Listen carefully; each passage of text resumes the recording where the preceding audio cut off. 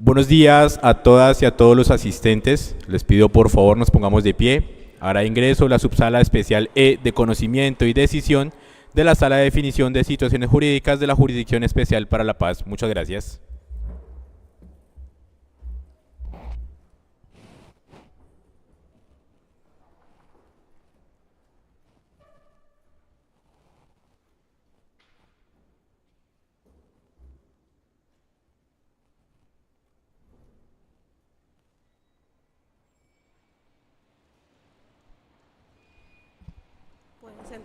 Pueden sentarse.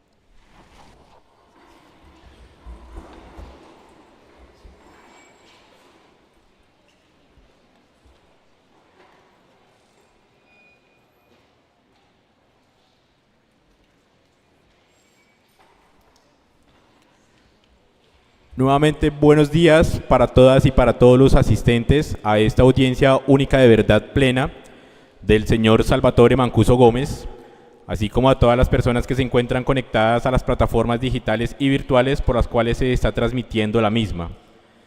La presente diligencia se realiza de manera mixta, esto es, en forma presencial en la ciudad de Montería, Córdoba, en donde se encuentra la magistratura que conforma la subsala especial E de conocimiento y decisión de la Sala de Definición de Situaciones Jurídicas. Igualmente se encuentra presente el representante del Ministerio Público, así como algunos representantes de organizaciones y colectivos de víctimas. De manera virtual, a través de la plataforma de Microsoft Teams de la Jurisdicción Especial para la Paz, desde el Centro de Detención de Migrantes I. Stewart Detention Center, Georgia, de Estados Unidos, en donde se encuentra el aspirante a comparecer y su apoderado judicial. Igualmente, funcionarios de la Secretaría Ejecutiva de la Jurisdicción Especial para la Paz. Se advierte que en cumplimiento del ordenado por la sección de apelación del Tribunal para la Paz, mediante auto TP SA 1186 de 2022, la presente diligencia se encuentra siendo transmitida de manera pública, en vivo y en directo, y de manera virtual por la página web de la Jurisdicción Especial para la Paz, y será grabada por parte de la Subdirección de Comunicaciones de la JEP. El registro de la audiencia será suministrado a la Subsala de Justicia como parte del expediente y de la memoria histórica ante esta corporación. Previo a iniciar, se advierte que en el desarrollo de la presente diligencia se deberán tener en cuenta las siguientes recomendaciones. Primero, todas y todos los asistentes deben acatar lo que disponga la magistratura para la práctica de esta diligencia. Segundo, todas y todos los asistentes deben permanecer en silencio y no deben realizar manifestaciones verbales o no verbales de aprobación o reprobación. Tercero, las partes o los intervinientes especiales deben permanecer con el micrófono en silencio. Podrán hacer uso de la palabra únicamente cuando hayan sido autorizados por quien se encuentra presidiendo esta audiencia. En caso de requerir intervenir en la diligencia, deberán levantar la mano. En caso de quienes se encuentran conectados de manera remota, lo harán a través de la aplicación de Teams, a través de la opción de levantar la mano. Cuarto, las partes y los intervinientes no pueden salir del recinto o, en caso de encontrarse de manera remota, cerrar la sesión antes de que esta audiencia termine. Quinto, la diligencia no podrá ser grabada por personas distintas a las de la Subdirección de Comunicaciones de la JEP. Sexto, como quiera que la audiencia será de manera presencial y también de manera virtual a través de la plataforma Teams, pueden presentarse inconvenientes de conectividad que serán solventados de la manera más pronta por parte del equipo de Subdirección de Comunicaciones de la JEP. Las partes y los intervinientes especiales deben emplear lenguaje, tono de voz y actitudes decorosas y respetuosas para con sus interlocutores y demás asistentes a esta diligencia.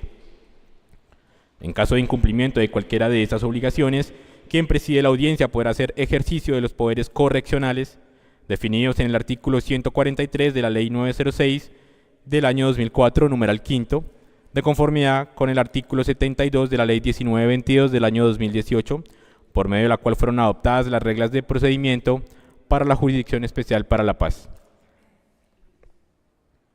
Dicho lo anterior, siendo así, en la ciudad de Montería, departamento de Córdoba, Colombia, de forma presencial en las instalaciones del Centro de Convenciones de la Gobernación de Córdoba, se encuentra presente la subsala especial E de conocimiento y decisión de la Sala de Definición de Situaciones Jurídicas, integrada por la magistrada Heidi Patricia Baldosea Perea, la magistrada María del Pilar Valencia García, el magistrado Pedro Elías Díaz Romero, junto con el equipo de apoyo dispuesto para esta diligencia.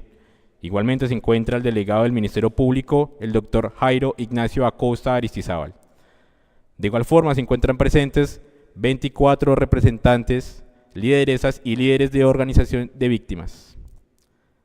De manera virtual, a través de la plataforma Teams, están desde el Centro de Detención de Migrantes I. Stewart Detention Center, Georgia, Estados Unidos, y el aspirante a comparecer, el señor Salvatore Mancuso Gómez, su apoderado judicial, el abogado César Augusto Intriago Romero, designado por el Sistema Autónomo de Defensa de Asesoría SAAD de la JEP, en atención al requerimiento elevado por la Subsala Especial E a través de la resolución número 982 del 9 de marzo de 2023.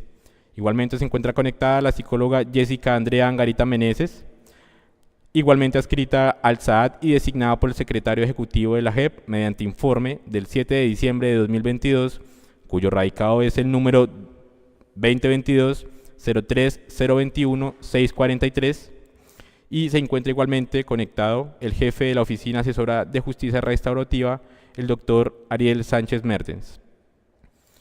Siendo las 8:44 de la mañana, hora colombiana, 9:44 de la mañana, en Georgia, Estados Unidos, del día jueves 11 de mayo de 2023, se declara instalada el segundo día de audiencia de verdad plena en el expediente digital legal y número 915-45-14.2018, convocada por la citada Subsala de Justicia mediante resolución número 1256 del 13 de abril de 2023, dentro del asunto correspondiente al aspirante a comparecer, el señor Salvatore Mancuso Gómez, quien se identifica con la cédula de ciudadanía número 6892624. Muchas gracias. Muchas gracias, señor delegado de la Secretaría Judicial. Buenos días a quienes asisten a esta audiencia única de verdad.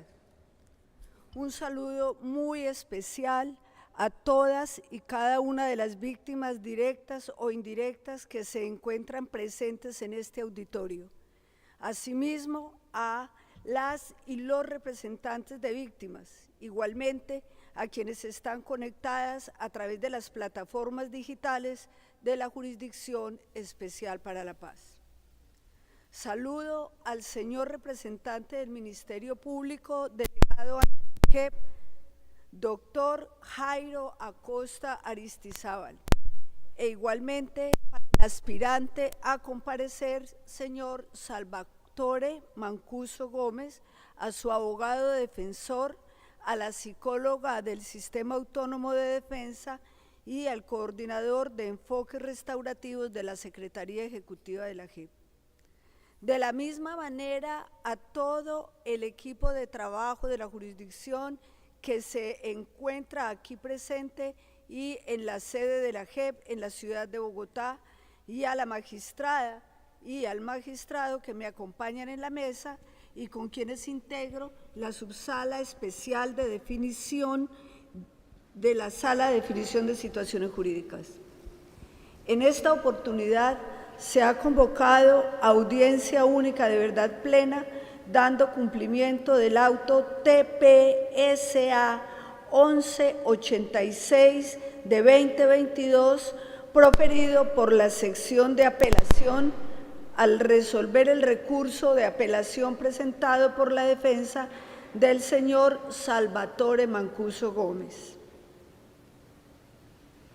A continuación, y siguiendo las actividades restaurativas de esta audiencia, les invitamos a observar un video que da voz a las víctimas en relación con el tema central del día de hoy, las operaciones militares conjuntas.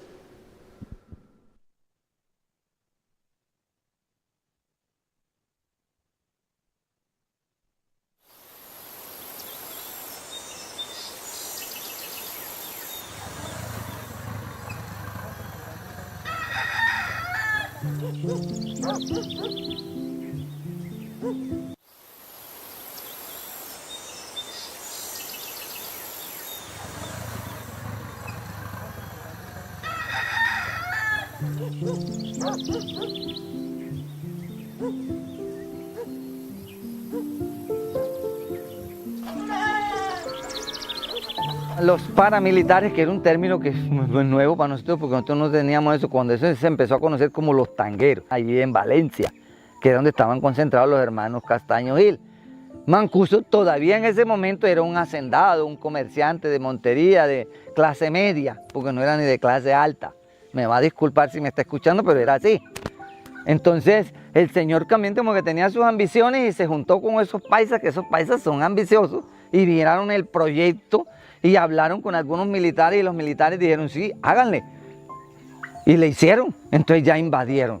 Ya por todos los corregimientos de Puerto Libertador, de Montelíbano, Tierra Alta, uno veía paramilitares armados con fusil por las calles como si fuera la fuerza pública. Es más, no alcanzábamos a distinguir quiénes eran paramilitares y quiénes eran de la fuerza pública. Eran casi igual. El paramilitarismo llega al Alto Sinú, producto de la corrupción y de las malas políticas de Estado, de la falta de gobernabilidad en los territorios, de la pérdida del principio y los valores de la ciudadanía como ciudadanía civil, como derechos civiles, como derechos de las personas. Eso se desbordó y la politiquería también se desbordó. Entonces ya ellos salieron de la clandestinidad a lo público, ya andaban en todos los corregimientos y pueblos con armas y todo eso. Y aquí no podemos ocultar que a 100 metros de un puesto militar habían 2 campamentos de paramilitares. ¿Cómo se puede explicar que aquí hay una base con 200 soldados y tiene un comandante y a 500 metros haya un campamento de paramilitares que hacen y deshacen y no se dan cuenta?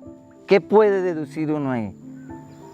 Pues obvio que les tenía que dar siquiera vergüenza de que la sociedad civil los viera públicamente por ahí. Claro, pues eso no para todo el mundo, pero yo sí alcancé a ver reuniones entre militares y paramilitares. Esa relación se desarrolló muy fluida, muy consciente, porque yo no creo que el comandante de una brigada militar no se haya dado cuenta que en Córdoba estaba la Casa Castaño, estaba Las Tangas, estaba Casablanca, estaba 5 campamentos de los paramilitares, que cada campamento tenía más de 1000 hombres. Entonces, ¿qué es la inteligencia de un militar que maneje un área que no se dé cuenta que tiene esas gentes ahí? Y varias veces vi trasladar, cuando por ejemplo en el año 2000, que la FARC atacó el campamento de Castaño, la Casa Castaño allá en el Diamante, que está más allá hacia el Cerro Murucucú, en la serranía de San Jerónimo, entre Sinú y San Jorge. El FARC, como 4 frentes de esos más sagaces que tenía la FARC, atacaron ese campamento y casi se cogen a Castaño. Y esa noche, de aquí de los campamentos de Urrá, despachaban hasta las camionetas de las oficinas con soldados a apoyar a Castaño allá. Eso lo vi yo y lo vio todo Tierra Alta, porque esa vía de Palmira, Tierra Alta, se iba surcado de camiones, camionetas, llevando ejército para apoyar a Carlos Castaño, que casi se lo cogen allá en el Diamante. Entonces, eso no fue en la época arcaica, no fue tampoco en el periodo egipcio, eso fue en el año 2000. Eso fue en el año 2000. Y todo el mundo es testigo de esa vaina.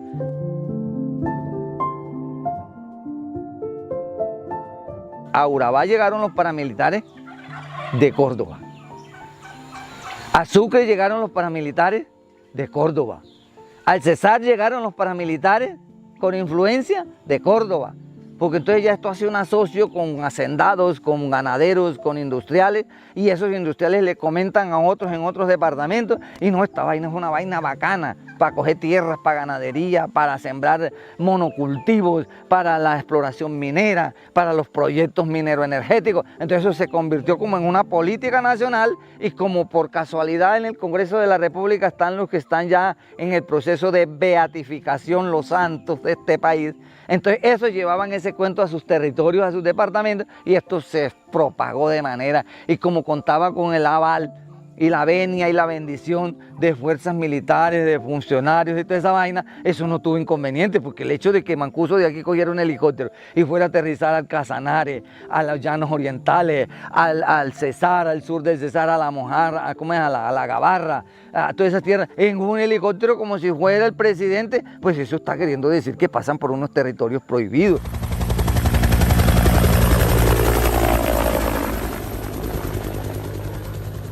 Es más, las alcaldías. Eran los paramilitares quienes se sentaban con los políticos y hacían reuniones en fincas. Voy a hablar directamente, ahí no podemos dejar por fuera la familia Musa, la familia Nader, las familias de Ñoño Elías, todas esas clases dirigentes, pero como a nivel nacional. Pero es que en los municipios también se montaron unos pequeños clanes, por ejemplo, como en Montelíbano, como en Puerto Libertador, como en Tierra Alta, como en Valencia, que unas familias pobres, pero lamboncitas, se pegaban de esa vaina y terminan siendo los superclanes que todavía siguen ejerciendo control y poder en los pequeños territorios. Eso tampoco se ha podido erradicar. Mancuso fue un instrumento clave. Ellos necesitaban a alguien que hiciera el enlace o tuviera ese roce entre grupo al margen de la ley y políticos y instituciones del Estado. Y Mancuso, antes de ser paramilitar, era una persona muy relacionada con los políticos, con los industriales, con los ganaderos, con la clase dirigente de Córdoba. Era una persona vinculada, incluso yo creo que estaba inmiscuida en esos asuntos de gobernabilidad territorial. Mancuso estaba ahí. Entonces, en esa estrategia que elaboraron entre paramilitares y políticos para poder sacar esto como a flote, necesitaban a alguien que tomara las riendas de esta vaina, de ese avión sin motor, ese avión loco. Y Mancuso en ese momentico tenía sus ambiciones como las tiene todo el mundo, y él soñó en convertirse en un magnate, aprovechando esas circunstancias, y lo que hizo fue subirse al avión y listo, yo manejo. Y ese tipo fue el que encasó los piñones entre política, dirigentes institucionales, y fuerza pública y paramilitares. Ese fue el piñón que engranó toda esa vaina ahí.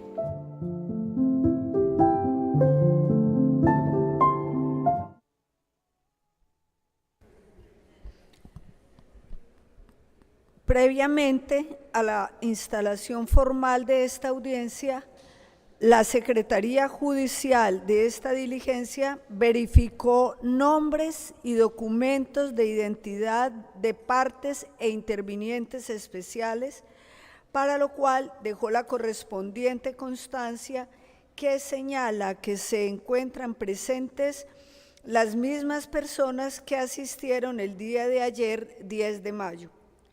Quienes se identificaron plenamente ante el delegado de la Secretaría Judicial de la Sala de Definición de Situaciones Jurídicas. Se le concede el uso de la palabra al secretario para que identifique el radicado de este trámite, deje constancia de las personas que participan. Señor secretario, adelante. Gracias, señora magistrada. El suscrito secretario ad hoc se permite dejar la siguiente constancia. Secretaría Judicial, Sala de Definición de Situaciones Jurídicas de la Jurisdicción Especial para la Paz, Montería, Córdoba, 11 de mayo de 2023. Constancia SDSJ 921. El suscrito secretario de la Sala de Definición de Situaciones Jurídicas de la Jurisdicción Especial para la Paz, en la fecha de esa constancia que previo iniciar la diligencia única de verdad plena del señor Salvatore Mancuso Gómez, se verificó la comparecencia de los sujetos procesales que a continuación se relacionan, a quienes se les solicitó aportar su documento de identificación. De igual manera, se constató la asistencia de los servidores de la JEP que integran el equipo de trabajo dispuesto para el desarrollo de esta diligencia. Aspirante a comparecer, el señor Salvatore Mancuso Gómez, quien se identifica con cédula de ciudadanía 6892624. Abogado defensor, el doctor César Augusto Intriago Romero, quien se identifica con cédula de ciudadanía 2970912 y tarjeta profesional 55457. Por parte de la Procuraduría, con funciones de coordinación e intervención ante la Jurisdicción Especial para la Paz, se encuentra presente el doctor Jairo Ignacio Acosta Aristizábal. Por parte del grupo de trabajo dispuesto por la Jurisdicción Especial para la Paz, se encuentra la profesional especializada, grado 33, adscrita a la Sala de Definición de Situaciones Jurídicas, la doctora Ángela Janet Galvis Ardila, quien se identifica con cédula de ciudadanía número 51995-416. De igual forma se encuentra presente la jefe del Grupo de Análisis de la Información, Marcela Abadía Cubillos, quien se identifica con cédula de ciudadanía 51976-278. Gracias, señora magistrada. Gracias. A continuación, le daremos la palabra al señor Jairo Acosta, delegado del Ministerio Público, quien presentará un breve saludo. Muy buenos días a las víctimas que directa o indirectamente participan en esta audiencia, a los magistrados que presiden esta diligencia, a las personas de la jurisdicción y de las demás instituciones que nos escuchan, a la sociedad que está atenta a revivir la historia de este país, a los señores periodistas que cubren la noticia, al señor Salvatore Mancuso y su defensa. Señor Salvatore, el tema del día de hoy, de operaciones conjuntos, es el que mejor identifica la categoría que ha propuesto la jurisdicción de sujeto incorporado funcional y materialmente a la fuerza pública. Esto supone desentrañar el origen, el modo de operar, las tácticas y estrategias adoptadas para impactar como organización y dar una imagen de una fuerza pública fuerte sin importar el precio. Hoy las víctimas esperan de usted claridad frente a la línea de mando, frente al origen de las órdenes, los motivos y maneras de caracterizar enemigos o personas incómodas a ustedes o al establecimiento. Esas líneas de mando que en la fuerza pública disponían qué se hacía y qué no, sus móviles, intereses, sus acciones, sus omisiones, sus redes de relacionamiento, pues debe quedar claro cómo las órdenes de operación obedecían, como lo dijo ayer, a una dinámica paramilitar propia de expresiones de poder que infortunadamente se traducían en sometimiento. Es muy importante que en este escenario se documenten esos eventos, las víctimas, la sociedad, otros colombianos comprometidos con estos crímenes y que aún no se animan a contar la verdad, lo escuchan, señor Mancuso.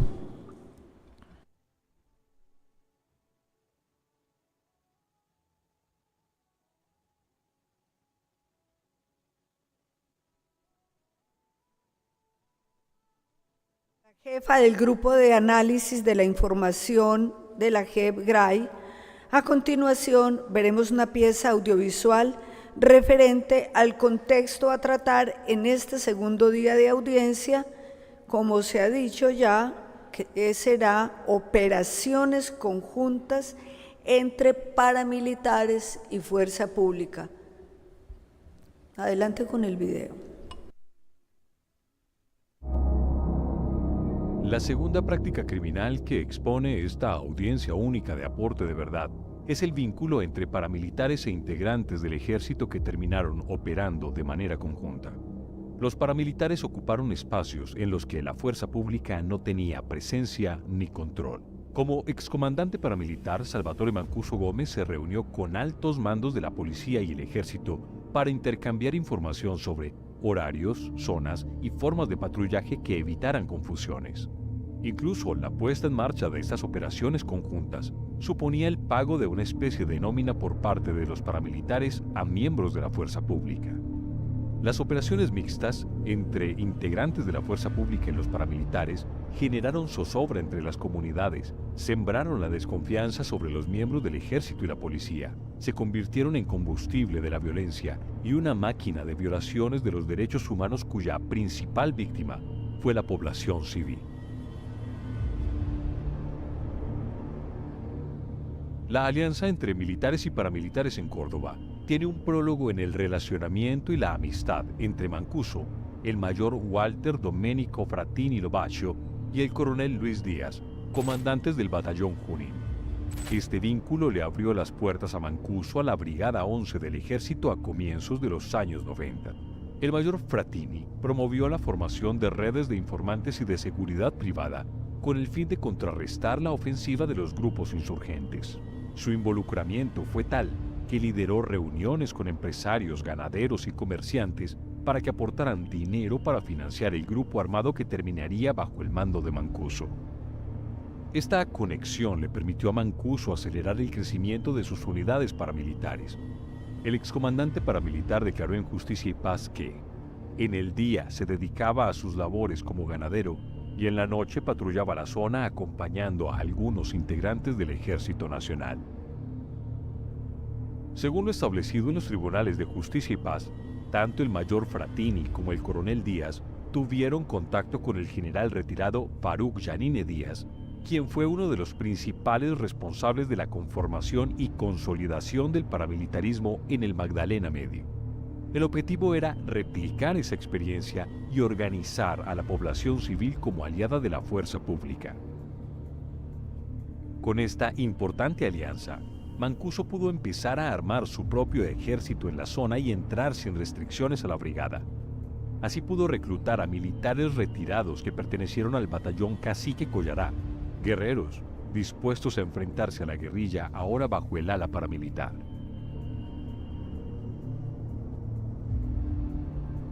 Las providencias de Justicia y Paz, así como las declaraciones de exmiembros de las Autodefensas Unidas de Colombia, revelan los acuerdos entre la fuerza pública y los paramilitares para presentar resultados operacionales.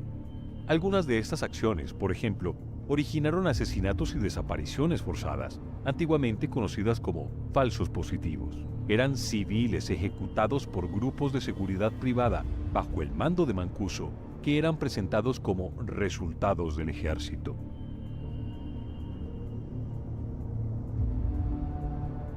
El alto grado de relacionamiento se evidenció durante la masacre en el corregimiento de Batata, ocurrida en 1996 en Tierra Alta. Esta operación conjunta para combatir al Frente 38 de las FARC-EP implicó una planeación entre integrantes de las unidades militares y el Bloque Córdoba, así como el suministro de material bélico y equipos de comunicación. De hecho, la justicia logró verificar el apoyo que recibieron los paramilitares para el transporte de su tropa. En esta incursión armada, que duró entre 6 y 7 días, los habitantes denunciaron asesinatos, violencia sexual y robo de ganado. Los reportes además indican que algunos hombres heridos que participaron en la incursión armada fueron auxiliados y transportados en helicóptero por la fuerza pública.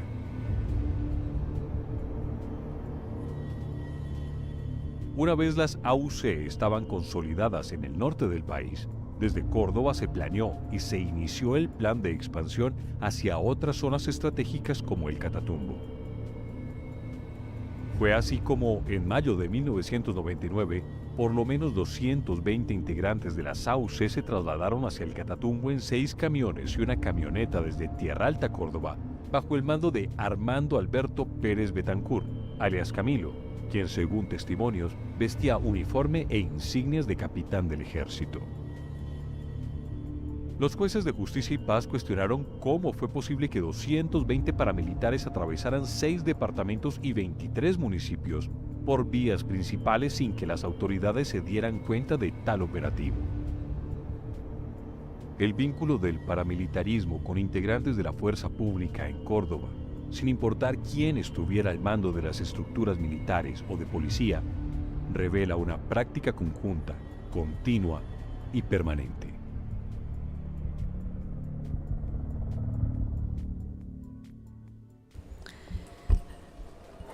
Haremos un receso de 5 minutos porque hay un problema técnico que resolver para la realización fluida de esta audiencia.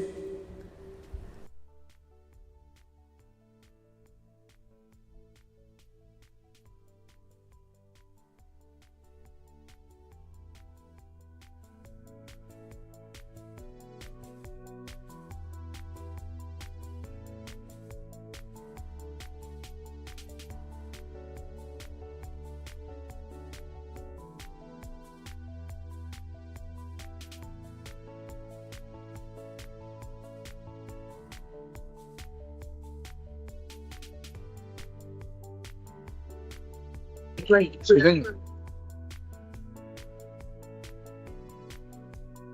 Ariel, ¿me escuchas? ¿Hay forma de que me mandes algo de ahí? Sí, Jorge. Listo, tuvimos un problema de un bajón de luz con la consola y nos generó.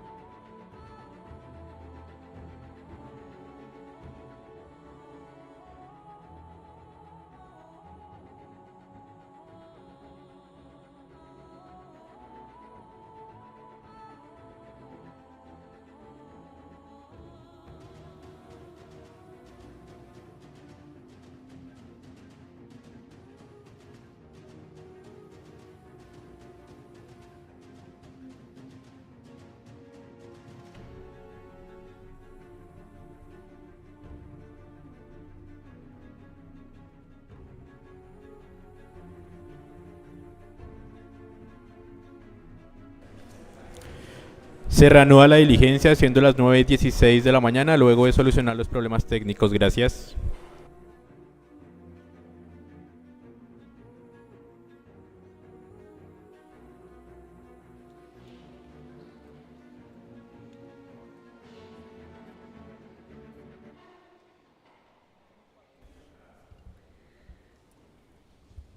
Continuamos con la diligencia desarrollando el segundo eje temático dispuesto para el día de hoy.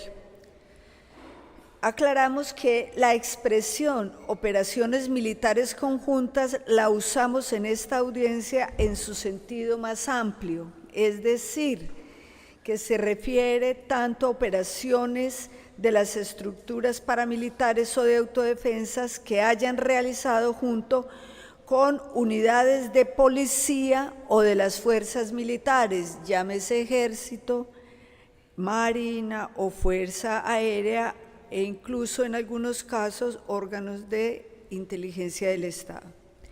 El cuestionario se estructura en torno a la planeación, ejecución y encubrimiento de operaciones militares conjuntas entre la fuerza pública y el paramilitarismo. Inicialmente, habrá preguntas de planeación que distinguen los periodos de conformación y consolidación del paramilitarismo y la participación del aspirante a compareciente en las mismas. Posteriormente, preguntas relacionadas con la ejecución de esas operaciones y de manera especial, despeje de zonas operacionales, intercambio de información, apoyo logístico y financiación. Luego, algunas preguntas relacionadas con el momento posterior a las operaciones.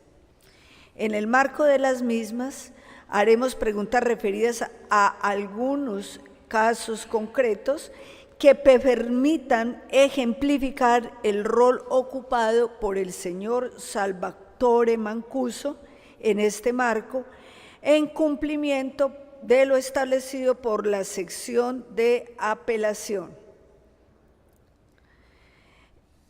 Aquí cabe recordar no solamente al aspirante a compareciente, sino a quienes escuchan a esta audiencia, esta audiencia no es para atribuir responsabilidad. Esta audiencia es para que el aspirante a compareciente de manera fehaciente demuestre su rol de incorporado funcional y materialmente a la fuerza pública. Como se ha dicho en el auto y en otras circunstancias, en el auto que nos da la orden, para demostrar su papel como bisagra o vértice entre el grupo armado ilegal o los grupos armados ilegales del denominado paramilitarismo y las fuerzas del orden legal y legítimamente constituidas.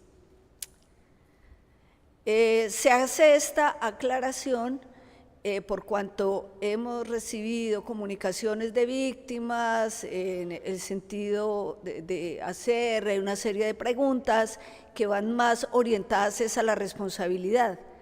Entonces es bueno que esto quede absolutamente claro en el objeto y alcance de esta audiencia. Ahora bien, después de esta audiencia, también es bueno que lo tengan claro desde el principio, en esta audiencia no se van a tomar decisiones. Las decisiones se harán posteriormente, se tomarán posteriormente después de contrastar lo dicho por el señor Salvatore Mancuso y en caso de que él logre cumplir los requisitos exigidos por la sección de apelación y llegara a ser admitido como incorporado a la fuerza pública, serán la Sala de Reconocimiento de Verdad y Responsabilidad la que se encargue a través del proceso dialógico hacer las diligencias y análisis respectivos para atribuir responsabilidad. Por otra parte, queremos recordar que esta audiencia única de verdad Se desarrolla principalmente en este escenario público que está siendo transmitido en vivo por la jurisdicción y además en un espacio reservado previsto en la Ley 906 de 2004, artículos 18 y 52. Lo anterior con el fin de recibir información que podría dar lugar a la apertura de investigaciones que correspondan ante diferentes autoridades, también para preservar el derecho constitucional de presunción de inocencia y 3, preservar la seguridad de quienes participan. Es de aclarar que en este espacio reservado participa activamente el Ministerio Público como representante de la sociedad.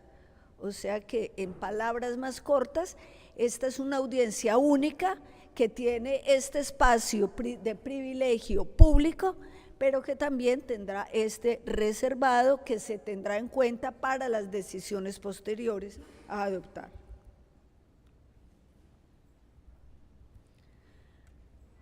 Bueno, ahora vamos a iniciar con el cuestionario que hemos preparado y del cual también, valga recordar, el aspirante a compareciente ha tenido conocimiento en cuanto a los ejes temáticos a abordar y ha tenido tiempo también para prepararse. Iniciaremos entonces con el primer bloque que hemos denominado planeación de las operaciones. Señor Mancuso, en el día de ayer usted mencionó el desarrollo de algunas operaciones conjuntas de la fuerza pública. A continuación, haremos algunas preguntas relacionadas con la planeación de esta en distintos momentos. Y le recuerdo que sus respuestas tienen que ser muy concretas, cumpliendo con las exigencias de la sección de apelación. Su aporte tiene que ser presente, efectivo, suficiente y novedoso. Ahora sí, con la primera pregunta. De acuerdo con lo determinado por la Jurisdicción de Justicia y Paz, a inicio de los años 90 tuvieron lugar operaciones militares conjuntas en las que ustedes o miembros del grupo armado privado que usted comandaba apoyaron a agentes de la fuerza pública. Por favor, informe a esta sala cómo se planeaban estas operaciones militares. También infórmenos si estas operaciones conjuntas en los territorios eran parte de un plan o estrategia mayor y cuál era el objetivo de este plan o estrategia. Adelante, señor Mancuso. Muy buenos días, honorables magistradas, honorable magistrado. Muy buenos días a todas las víctimas presentes y no presentes, directas e indirectas, al señor procurador, a todos quienes nos escuchan. Un saludo respetuoso para todos ustedes. Le agradezco mucho por la pregunta. Antes de contestarle, quisiera, su señoría, me permitiera unos minutitos para referirme a los videos que vi que me impresionaron sobremanera por la rigurosidad en cuanto a la precisión que han tenido. El señor Rogeles Siguita hizo un relato, pero que parece extraído de una persona que hubiese estado a mi lado, fiel a la realidad. Impresionante el relato del señor Rogeles. Las situaciones que él cuenta definitivamente se dieron. Es bastante importante, ojalá que el señor Rogeles hiciera parte de los historiadores, porque parece un historiador, de lo que ha sucedido en el departamento de Córdoba que tiene que ver con el conflicto armado. Realmente impresionante. Con relación a los hechos que se muestran en el video posterior que tiene que ver con todas las acciones que hicimos, también tiene una impresionante verdad de lo que vivimos en la historia, en el conflicto, en el pasado. Con relación a su pregunta, señora honorable magistrada, efectivamente nosotros planificamos múltiples.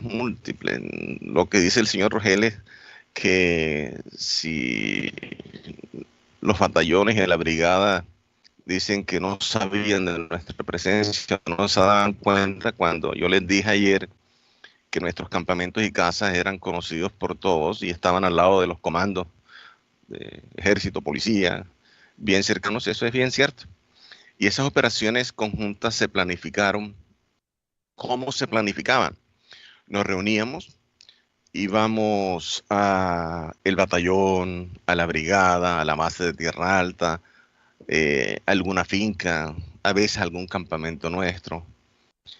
Y allí sobre la mesa ubicamos primero cuál era el objetivo de la operación, cuál era la planificación estratégica mayor que permitía definir los objetivos, y esa planificación estratégica mayor era sacar a la guerrilla de zonas estratégicas de interés, tanto para el Estado como para nosotros. Efectivamente hubo intereses, por ejemplo, en la construcción de la represa de Urrá y en el Alto San Jorge. Antes nadie se preocupaba por esas regiones. Desde un principio estuvieron muy abandonadas. Córdoba en general, en toda su extensión y municipios, no tuvo un compromiso muy grande en un principio por parte de la Fuerza. Realmente empieza a fortalecer tanto la brigada como la policía con efectivos y a través también del fortalecimiento de la autodefensa, de las convivir y autodefensas para la lucha contra la subversión. Cuando empiezan a llegar recursos del Estado para invertir en la región. En otras palabras, si en Córdoba no existiera Urrá y no existiera Cerro Matoso, Córdoba en esos sectores que van hacia el sur del departamento estuvieran hoy como otros territorios del país, como el Catatumbo y como regiones del sur del país, donde en este momento campean grupos ilegales, lo que ha sido una constante en los procesos de paz, que nos desmovilizamos y siempre esos territorios se los entregamos supuestamente al Estado en la desmovilización, pero los retoma una nueva organización ilegal debido a la visión que se tiene de las negociaciones, al manejo que se da de ellas. Señor Mancuso, le voy a pedir un favor.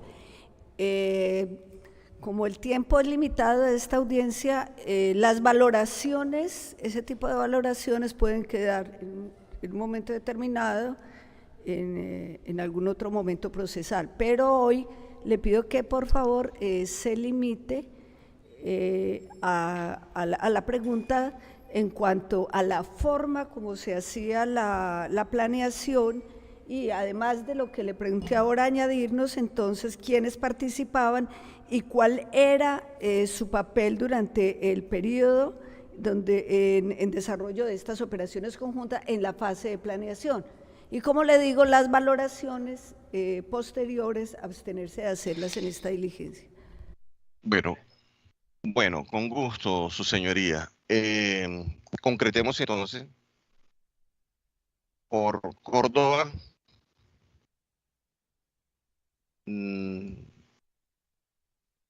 Todos los oficiales, podríamos decir, desde que yo inicié, que fui reclutado, entrenado, armado y puesto en el campo de confrontación, de batalla contra la guerrilla, hasta que fui hasta que me salió la primera orden de captura y me fui al monte. No hay un solo oficial superior que diga que no participó conmigo u operó en algunas operaciones conjuntas o en la planeación de operaciones o en apoyo a operaciones.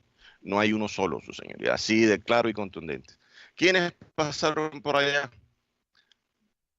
Bueno, los que le conté ayer, ya eso no lo recuento porque está dicho desde ayer y hace parte de lo de hoy, pero entre ellos estaba Julio César Charri Solano.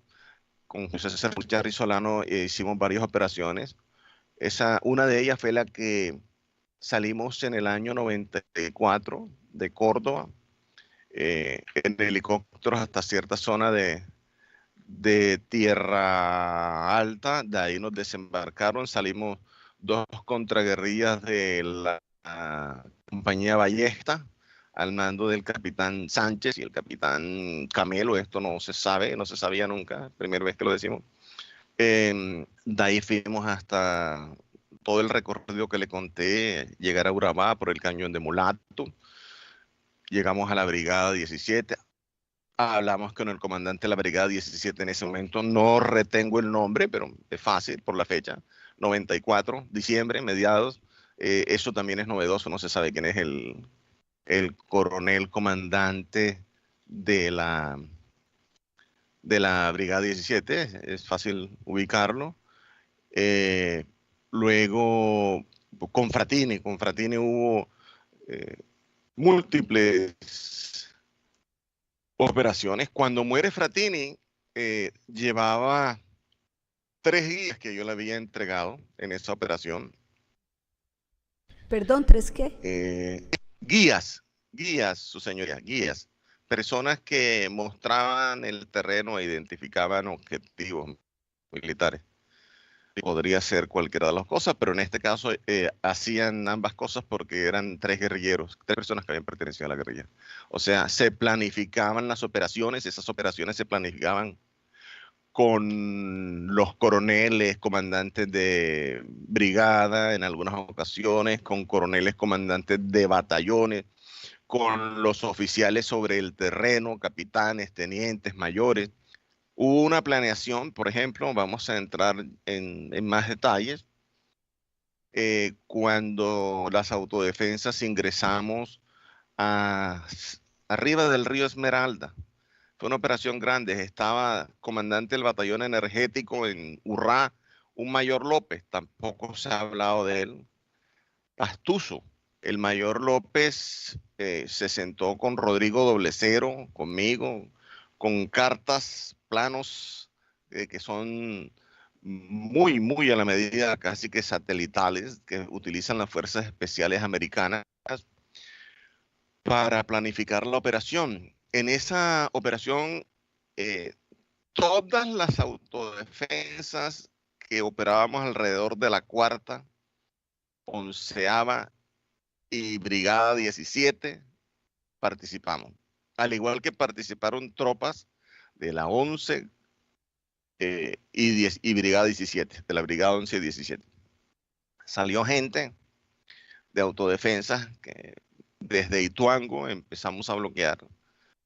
Otras subieron con el negro Ricardo. Ricardo fue un comandante del EPL que se desmovilizó y se vino a la autodefensa. Bueno, pues hicieron una transferencia de roles. Pasaron de ser guerrillas del EPL a autodefensa. En esa operación yo envié al negro Ricardo de comandante de las tropas que iban de Córdoba y también a Cobra, que era otro comandante.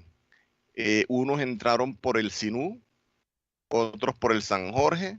Los del San Jorge atravesaron el valle del río Tigre y subieron por el río Esmeralda a una operación que subió un cerro que tiene un nombre un poco, bueno, el nombre, el filo de Pelahuevo se dice, y que da hacia Dabeiba. Por Dabeiba entraron otras tropas que venían de Urabá, de Raúl Hasbún, al mando de Hasbún. Entraron otras tropas de Alemania, entraron otras tropas por el lado de Saiza, entraron tropas por el lado de La Resbalosa, Cruz de Hueso, el Cañón de Mulatos. Eso fue una operación grandísima, gigantesca. Llevamos alrededor de 1000 hombres de autodefensa. Y también iba por el lado de la planificación que me tocó a mí, el Mayor López. Bueno, el Mayor López estaba en la base Urrá, pero hombres bajo el mando del Mayor López, con él planificamos parte de la operación de los que nos correspondía a nosotros. Se le explicó a Rodrigo Doblecero cuál era la operación, los ejes de avance que traíamos, las rutas que utilizábamos nosotros, los sitios específicos a golpear donde había campamentos. El ejército tenía para ese momento ahí en Urrá una estación de escáner que escaneaba las comunicaciones legales e ilegales de todo lo que llegara a ese espectro electromagnético que tiene que ver con las comunicaciones, y a través de ese escaneo de comunicaciones hacían triangulaciones, y con esas triangulaciones teníamos más o menos la ubicación bastante cercana del lugar donde estaba la guerrilla. En aquel momento no es como hoy, que uno puede ubicar esa triangulación a medio metro donde está la persona que está triangulando. En aquel momento era aproximado el área donde estaba, pero bastante aproximada. Así que con esas triangulaciones, con informaciones que teníamos, con los listados donde aparecía el orden de batalla de la guerrilla, muchas veces con fotos como las que yo les voy a hacer llegar, y esa información que les dije ayer que tenía, que nos entregaban, con esa información más la que nosotros le entregábamos a ellos, porque para esa operación vino con nosotros James, que era un guerrillero comandante del frente, que era del 5º, del 58 de la FARC, no recuerdo. También a esa operación fue un comandante de fuerzas, el instructor de fuerzas especiales de la FARC, Góngora. Ellos estuvieron reunidos con Doblecero y conmigo allá en Urrá con el mayor López, y ellos le dieron una cantidad de información que tenían de la guerrilla, de los familiares de la guerrilla, de quienes estaban, de los milicianos, de cómo se apoyaban con la guerrilla, con las familias allí, cómo metían los enfermos, y esa participación para que en esa operación fuésemos fuerzas militares, autodefensas, formas de bloquear, direccionar las otras unidades militares que venían desde Urabá.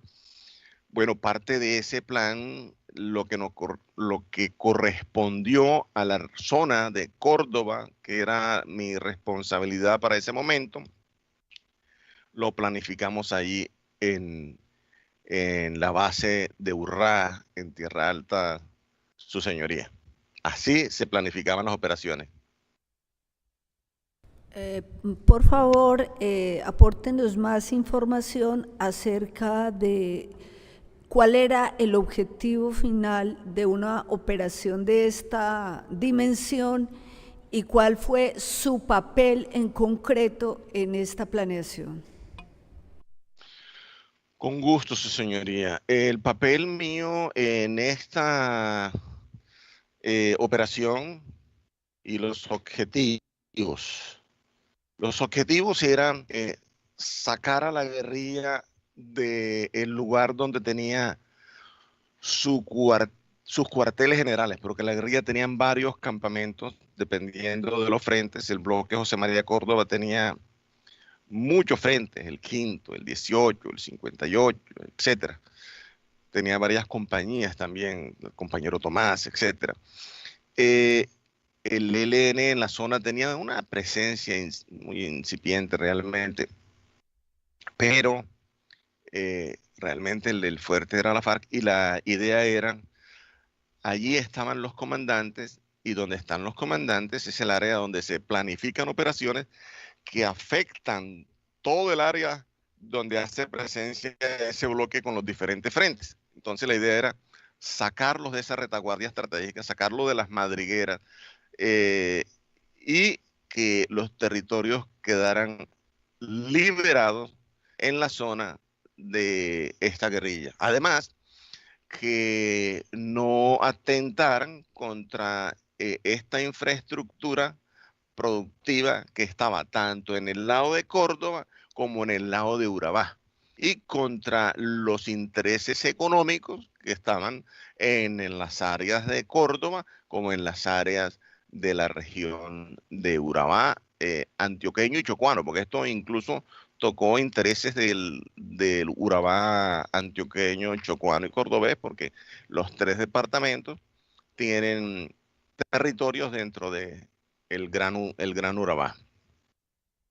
Esos fueron los objetivos. Ahora, la otra, el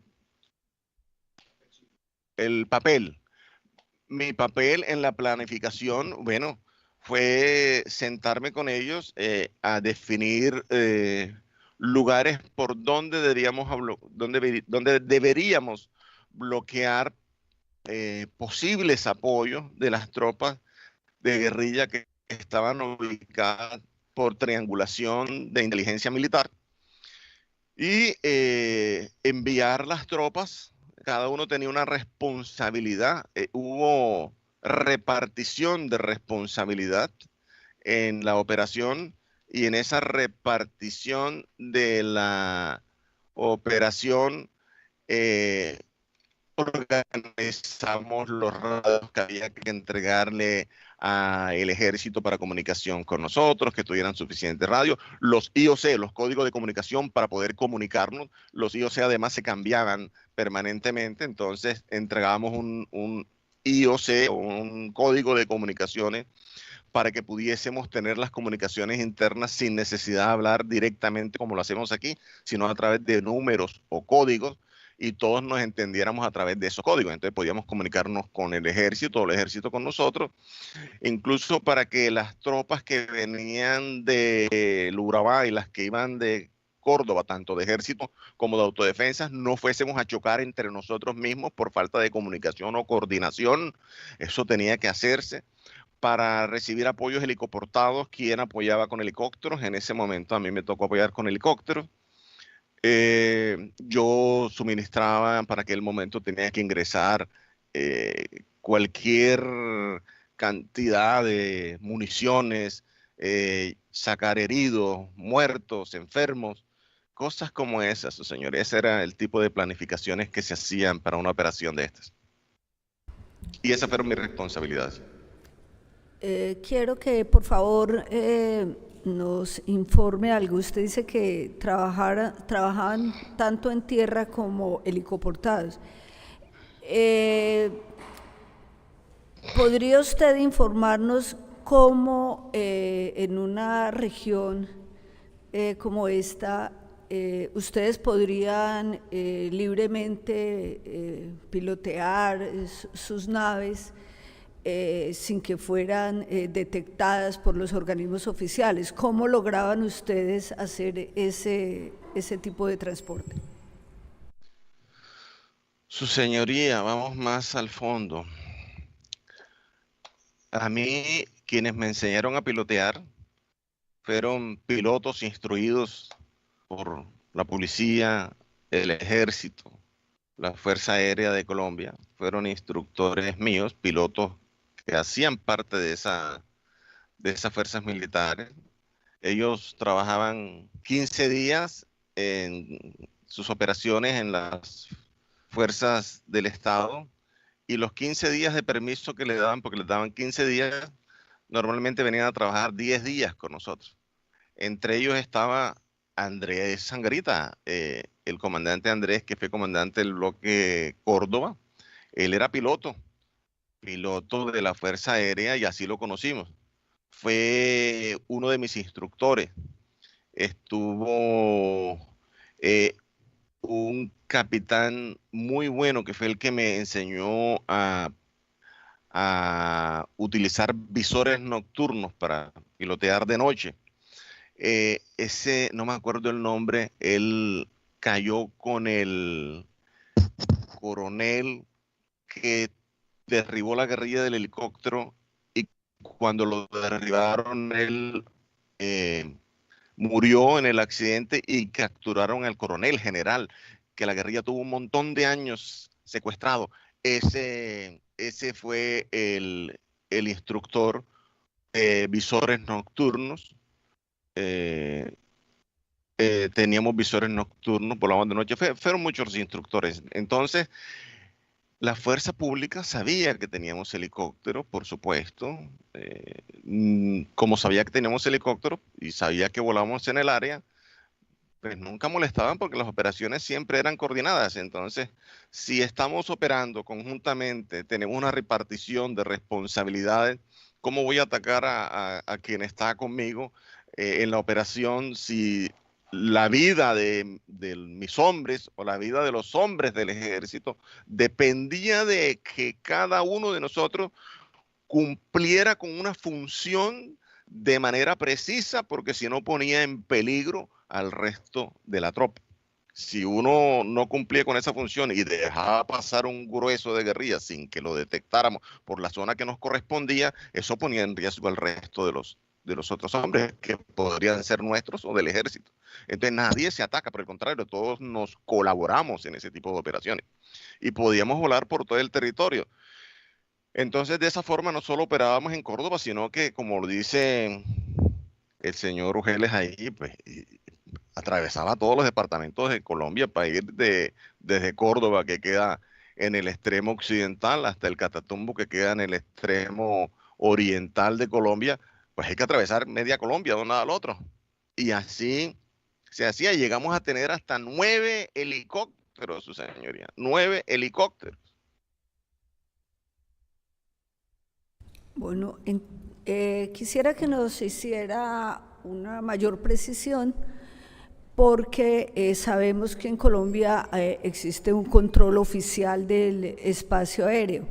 Y usted en la planeación mencionó algunas brigadas y algunas unidades militares en tierra. Yo quisiera saber entonces cuál era la participación de la Fuerza Aérea en la planeación para que se pudiera tener lugar esta operación en concreto y otras que, como usted dice, se hicieron alusión en el testimonio o la declaración que se hizo a través del video por las víctimas. Su señoría, con gusto. A ver, uno, no reportaban ellos a la fuerza pública, y dos, si reportaban, automáticamente llamaban a averiguar y uno se pasaba una frecuencia interna y se identificaba que era un helicóptero que iba pilotado por algún miembro de la fuerza pública. En algunos casos pues, se tenía que informar que éramos nosotros, pero lo que hacíamos era que le quitábamos los transponders. El transponder es una baliza de comunicación que emite señales y se los manda al radar de comunicaciones que están en diferentes lugares instalados en Colombia. Cuando uno apaga el transponder, pues no emite señales. Dos, cuando uno vuela a baja altura, en esos momentos hace un vuelo táctico que va uno rasante a los árboles. Tampoco es posible ser detectado por los radares que existen en el país. Entonces, de esa manera, también es posible evadir cualquier tipo de, digamos, de ubicación o movimientos del helicóptero. Pero normalmente problemas con helicópteros tuvimos cuando nos hicieron aterrizar el helicóptero que le dije a Jorge 40, que pilotaba Andrés, precisamente Angarita, en la región de los Montes de María. Incluso aterrizaron del otro lado del río Magdalena, porque fue en la región del Magdalena donde lo aterrizaron y donde lo quemaron. En el Catatumbo tuvimos también un incidente, bueno, pero ese fue porque estábamos tirando bombas a la guerrilla en unos combates y explotó una bomba. Al tirarla pegó contra el patín del helicóptero y ese helicóptero cayó. La Fuerza Aérea en la planificación se le informaba digamos que no a la Fuerza Aérea porque ellos no controlan los radares. La Fuerza Aérea actúa si quienes controlan los radares o si la fuerza pública que está en el área, policía, ejército, infantería, etcétera, detectan el vuelo irregular no reportado de alguna aeronave y se le informa a la Fuerza Aérea, ellos actúan. Pero entonces, ¿qué sucede? ¿Quién le iba a informar a la Fuerza Aérea de estos vuelos o estas operaciones? Nadie, su señoría, porque como las operaciones casi todas eran coordinadas, entonces no había manera de que la Fuerza Aérea recibiera ese reporte. Ahora, cuando recibían el reporte, como por ejemplo en la operación del Salado, que a mí me toca hablar desde el helicóptero que voy pilotando, que era un Bell 407 azul, yo hablo con el capitán que va al mando de la aeronave de combate y le digo que somos autodefensa, que estamos en la misma lucha. Y él dice, ya van a despegar 2 helicópteros que vienen no me acuerdo si era de Cartagena o Barranquilla. Me voy porque me estoy quedando sin combustible y no me derriba. Él tenía la posibilidad de derribarme si quería, pero no me derriba porque le explico quiénes somos y qué estamos haciendo y se va. Bueno, para cerrar este tema de los helicópteros, usted dice que recibió instrucciones de parte de personal que sí era miembro de Fuerza Pública. Esta actividad era de conocimiento de altos mandos o era definida exclusivamente con quienes le iban a brindar su labor de entrenamiento? Su señoría, no, eso lo sabían todos los altos mandos, lo sabía la brigada donde estábamos, teníamos helicópteros. A mí me entrenaron no solamente en la lucha de guerra contra la guerrilla, no solo en eso, sino que me entrenaron en inteligencia, en contrainteligencia, en lucha contra la guerrilla, en pilotaje de helicóptero, en vuelo nocturno con visores nocturnos. O sea, yo fui totalmente entrenado por las fuerzas militares en todos los sentidos y ellos tenían conocimiento en Córdoba. Cuando estábamos en los entrenamientos de este tipo, yo aterricé en algún momento allí al pie de Urrá, sin problema, con helicóptero, cuando el comandante Carlos Castaño, y valga la pena tocar este tema, ya que apareció en el video, efectivamente, hubo tropas que salieron de Urrá a apoyarnos en esa operación. Yo piloté helicóptero ese día, todo el día, desde la mañana hasta la noche. Entraron las tropas del ejército. Cuando entraron las tropas del ejército a apoyarnos, coordinado por supuesto, no me acuerdo quién era el coronel comandante de eso, porque entraron tropas tanto de allá y creo que también entraron tropas del batallón Junín que estaba en la base de Tierra Alta. Tenían tropas de Urrá y de Tierra Alta a apoyarnos. Nosotros colocamos los camiones para transportar la gran cantidad de fuerza pública que venía entrando. Envié los camiones a la base de Tierra Alta, otros a Urrá. De Urrá vinieron ellos en los camiones y camionetas que tenían. Eso mandamos a pedir refuerzos de todos lados porque recordémonos que eso fue un 28 de diciembre, Día de los Inocentes del año 1998. Y en esa operación, cuando enviamos los primeros hombres que están entrando, nosotros los emboscaron. Luego llegó el ejército y cuando estaba entrando los emboscaron. Ahí le mataron a ellos, no me acuerdo, como 1 o 2 soldados, pero perdieron como 14, 15 fusiles, una M60, unos MGL. Y en la revoltura de esa lucha, ese combate que hubo durante todo el día allí, nosotros, junto al ejército, volvimos a recuperar un montón de armamento del que le habían quitado al ejército, del que nos habían quitado a nosotros. Y luego tuvimos al final del día de toda esta situación, bueno, como a los 2 días, reunirnos nuevamente allá arriba en el Diamante y empezar a mirar, bueno, porque la guerrilla perdió un montón de armamento, nosotros también, el ejército también, pero luego recuperamos un montón de armamento y tocó empezar a dividir cuál era el armamento de nosotros, cuál era el armamento del ejército y cuál era el recuperado de la guerrilla. De esa manera tuvimos que hacerlo para poder que el ejército no reportara ese montón de armamento que había perdido. Entonces, eso sí se dio, eso no se había contado nunca. Eh, no me acuerdo el coronel comandante para esa fecha, pero es perfectamente ubicable. Yo no tengo los nombres en mi mente, pero 28 con ellos se coordinó, subieron y estuvimos en el área. Yo ese día saqué unos niños menores de edad, incluso de 1, 2, 3 años, no me acuerdo cuánto. Eso fue terrible en esa ocasión. No quiero recordarlo, en helicóptero y bajamos y estuvimos allá durante todo ese recorrido terrible que sucedió ese día. Sí tuvimos allí ese apoyo.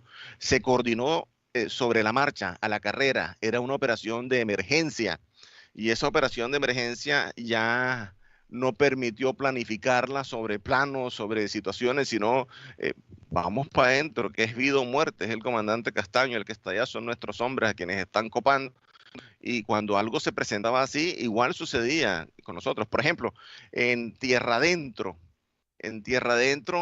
hubo una operación donde la guerrilla del bloque José María Córdoba de la FARC asesinó como a 50 soldados, 40 soldados, no me acuerdo, pero también una gran parte de los miembros de autodefensa. Perdón, señor Salvatore. Señor Salvatore, para acabar con para concluir y cerrar esta operación en el Alto Sinú, mejor dejaremos, si más adelante hay el espacio, podríamos hablarlo de Tierra Adentro, pero por el momento, para que nos quede como una idea más completa, entonces le quiero hacer otra pregunta sobre esta operación. Dada la magnitud que usted acaba de narrar y el propósito estratégico, aparte de las unidades que usted ya nos acabó de mencionar, quisiera saber si esta operación hacía parte de una estrategia mayor y cuáles eran los niveles de mando del nivel más alto que pudieron haber participado en un plano de estrategia mayor de la que hiciera parte esta operación. En esta operación específica de Tolobá, del Diamante que hicimos allí cuando la toma de la guerrilla, del campamento del comandante Castaño, su señoría. Sí, señor.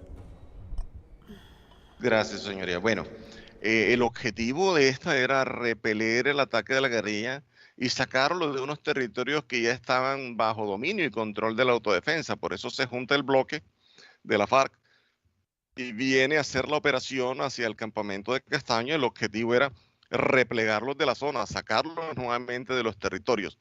Ese fue el objetivo específico y, lógicamente, salvar la vida de los miembros de autodefensa que estábamos ahí arriba. Por eso ingresa el ejército en ese apoyo. Sí, pero la pregunta, voy a ser más clara en la pregunta. Yo quiero saber si esto hacía parte de alguna estrategia de tipo nacional o era exclusivamente regional. No, señoría, esto es una estrategia nacional, efectivamente. En todas las áreas donde estábamos se operaba de la misma manera, era un patrón que existía.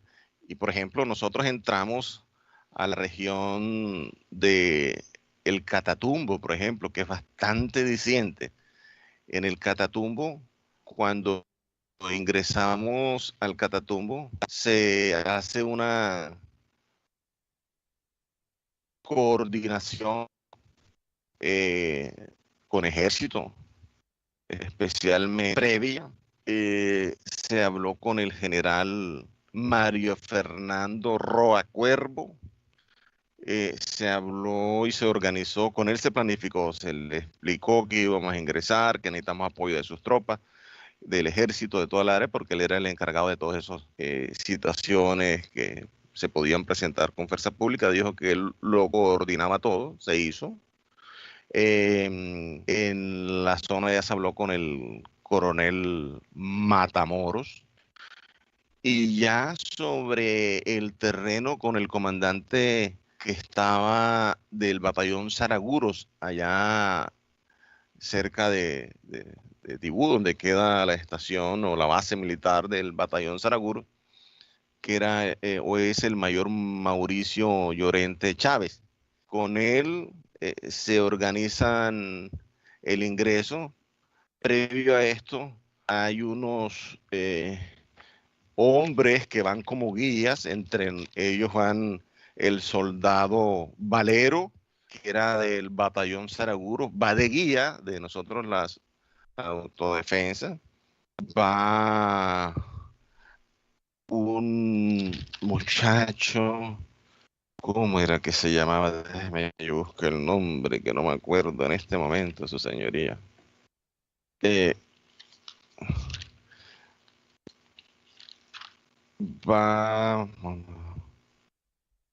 Bueno, no importa, más tarde le paso. Misael Valero Santana es el nombre del soldado. Iban otros dos personas que eran de la FARC, uno del Frente 33 de la FARC, que opera allá, e iba uno que era Nicaragua, le decíamos. Nicaragua era un nicaragüense, venía del conflicto de Nicaragua, era del ELN, y se pasó en ese momento a las filas del ejército, nos los entregó el ejército para la operación, y esa operación se planificó desde la región de Córdoba y Urabá, entre el comandante Carlos Castaño, entre el comandante Vicente Castaño, entre mi persona, también por supuesto con el capitán Armando Alberto Pérez Betancourt, que fue quien iba de comandante de toda esa tropa a ingresar al Catatumbo. Con esa operación hicimos primero un entrenamiento a todas las tropas que ya venían fogueadas, preparadas, porque mandamos hombres y mujeres, pero supremamente bien entrenados, fogueados contra el bloque José María Córdoba, que era un bloque muy aguerrido. La persona que digo Nicaragua, el nombre es Francisco Javier Rodríguez, alias Nicaragua, Francisco Javier Rodríguez. Esos grupos de hombres, primero los envía al Guamo Bolívar a pelear contra el 35 y 37 Frente de la FARC, como una fase previa en el primer semestre del año 90. Estuvieron en esa región, los Montes de María. Allí terminaron de hacer el reentrenamiento para prepararse. De allí regresaron nuevamente a Córdoba. Eso se hizo a través de camiones, se iban y venían armados, uniformados como ejército, se coordinaba y se organizaba con la fuerza pública. Se pasó ahí frente a la escuela de policía que queda ahí adelante de Cincelejo, yendo para Ovejas, no me acuerdo cómo se llama. Ahí también está una base del Bafín 5, y la de policía, no me acuerdo cómo se llama la escuela que está por allí. Luego, cuando regresaron ya que se iban para el Catatumbo, atravesaron, como dijo el video precisamente, atravesaron Córdoba, Sucre, Bolívar, Magdalena, Cesar, Santander, norte de Santander, para llegar hasta la región del Catatumbo. Y eso hubo una coordinación, iba adelante un taxi con un señor Mario que nos los mandó Juancho Prada. Iba en un carro, en una camioneta Hilux, iba Caballo de la Sigilla de Córdoba. Y ya todos los comandantes de autodefensa de las diferentes zonas coordinaron con los comandantes de bases militares, de policía o ejército para atravesar toda esta región. Pero ya estaba planificado desde el general Roa, como le dije, con la fuerza pública para que no tuviésemos problemas. Entonces, esa correría se hace atravesando diferentes departamentos y múltiples municipios.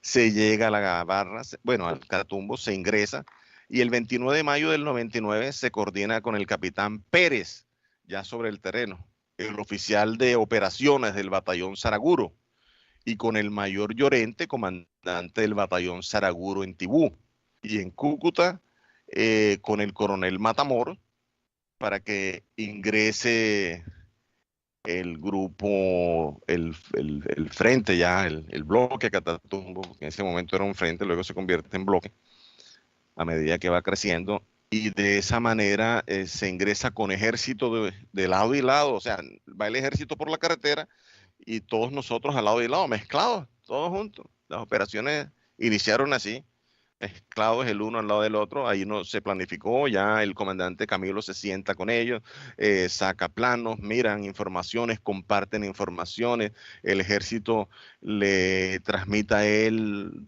toda la información que tiene al respecto posible para ese ingreso. En la Gabarra no había en ese momento ni policía ni ejército, la guerrilla los había sacado. Y cuando llegamos nosotros, posterior entonces a esa masacre que se ejecuta allá en la Gabarra, es cuando colocan el puesto de policía, creo que fue así, un poquito antes, no recuerdo. Ya eso me tocará recordar con mayor profundidad, reconstruirlo, no me acuerdo muy bien, pero las coordinaciones siempre estuvieron. La policía que estuvo en la Gabarra y en Tibú, lo mismo que el ejército, siempre, desde que entramos hasta que salimos, tuvo coordinación con nosotros. Todos. No hubo uno que diga que no tuvo coordinación. Todos. Señor El Mancuso. teniente de policía de Tibú era el teniente Alexander Gutiérrez.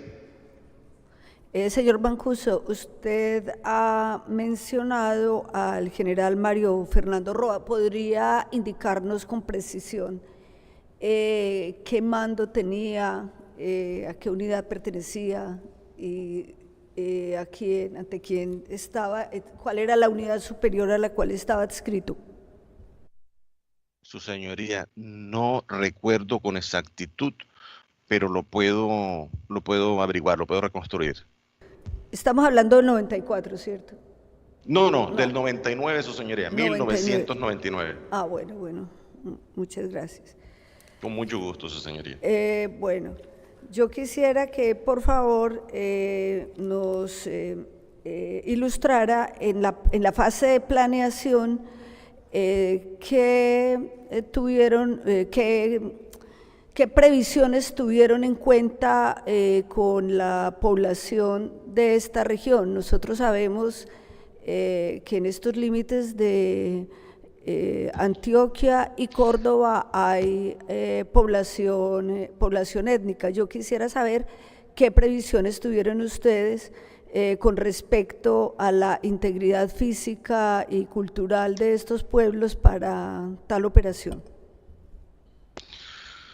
Su señoría, desafortunadamente todo aquel que fuese señalado como perteneciente o apoyo a las filas de la subversión de la guerrilla que combatíamos en ese momento como enemigo dentro de ese esquema de enemigo interno, enemigo de la nación colombiana, independientemente que hiciera parte de poblaciones étnicas o de especial protección, actuábamos militarmente contra ellos. De hecho, En algún momento son tantas las víctimas que se están produciendo en el país que nos pide el comandante Carlos Castaño, que ha hablado con él, dice, nos cuenta que ha hablado que desde los altos mandos militares, comandante de fuerzas militares, de ejército, de policía, le dicen que están muy preocupados, es la razón que le mandan, con la cantidad de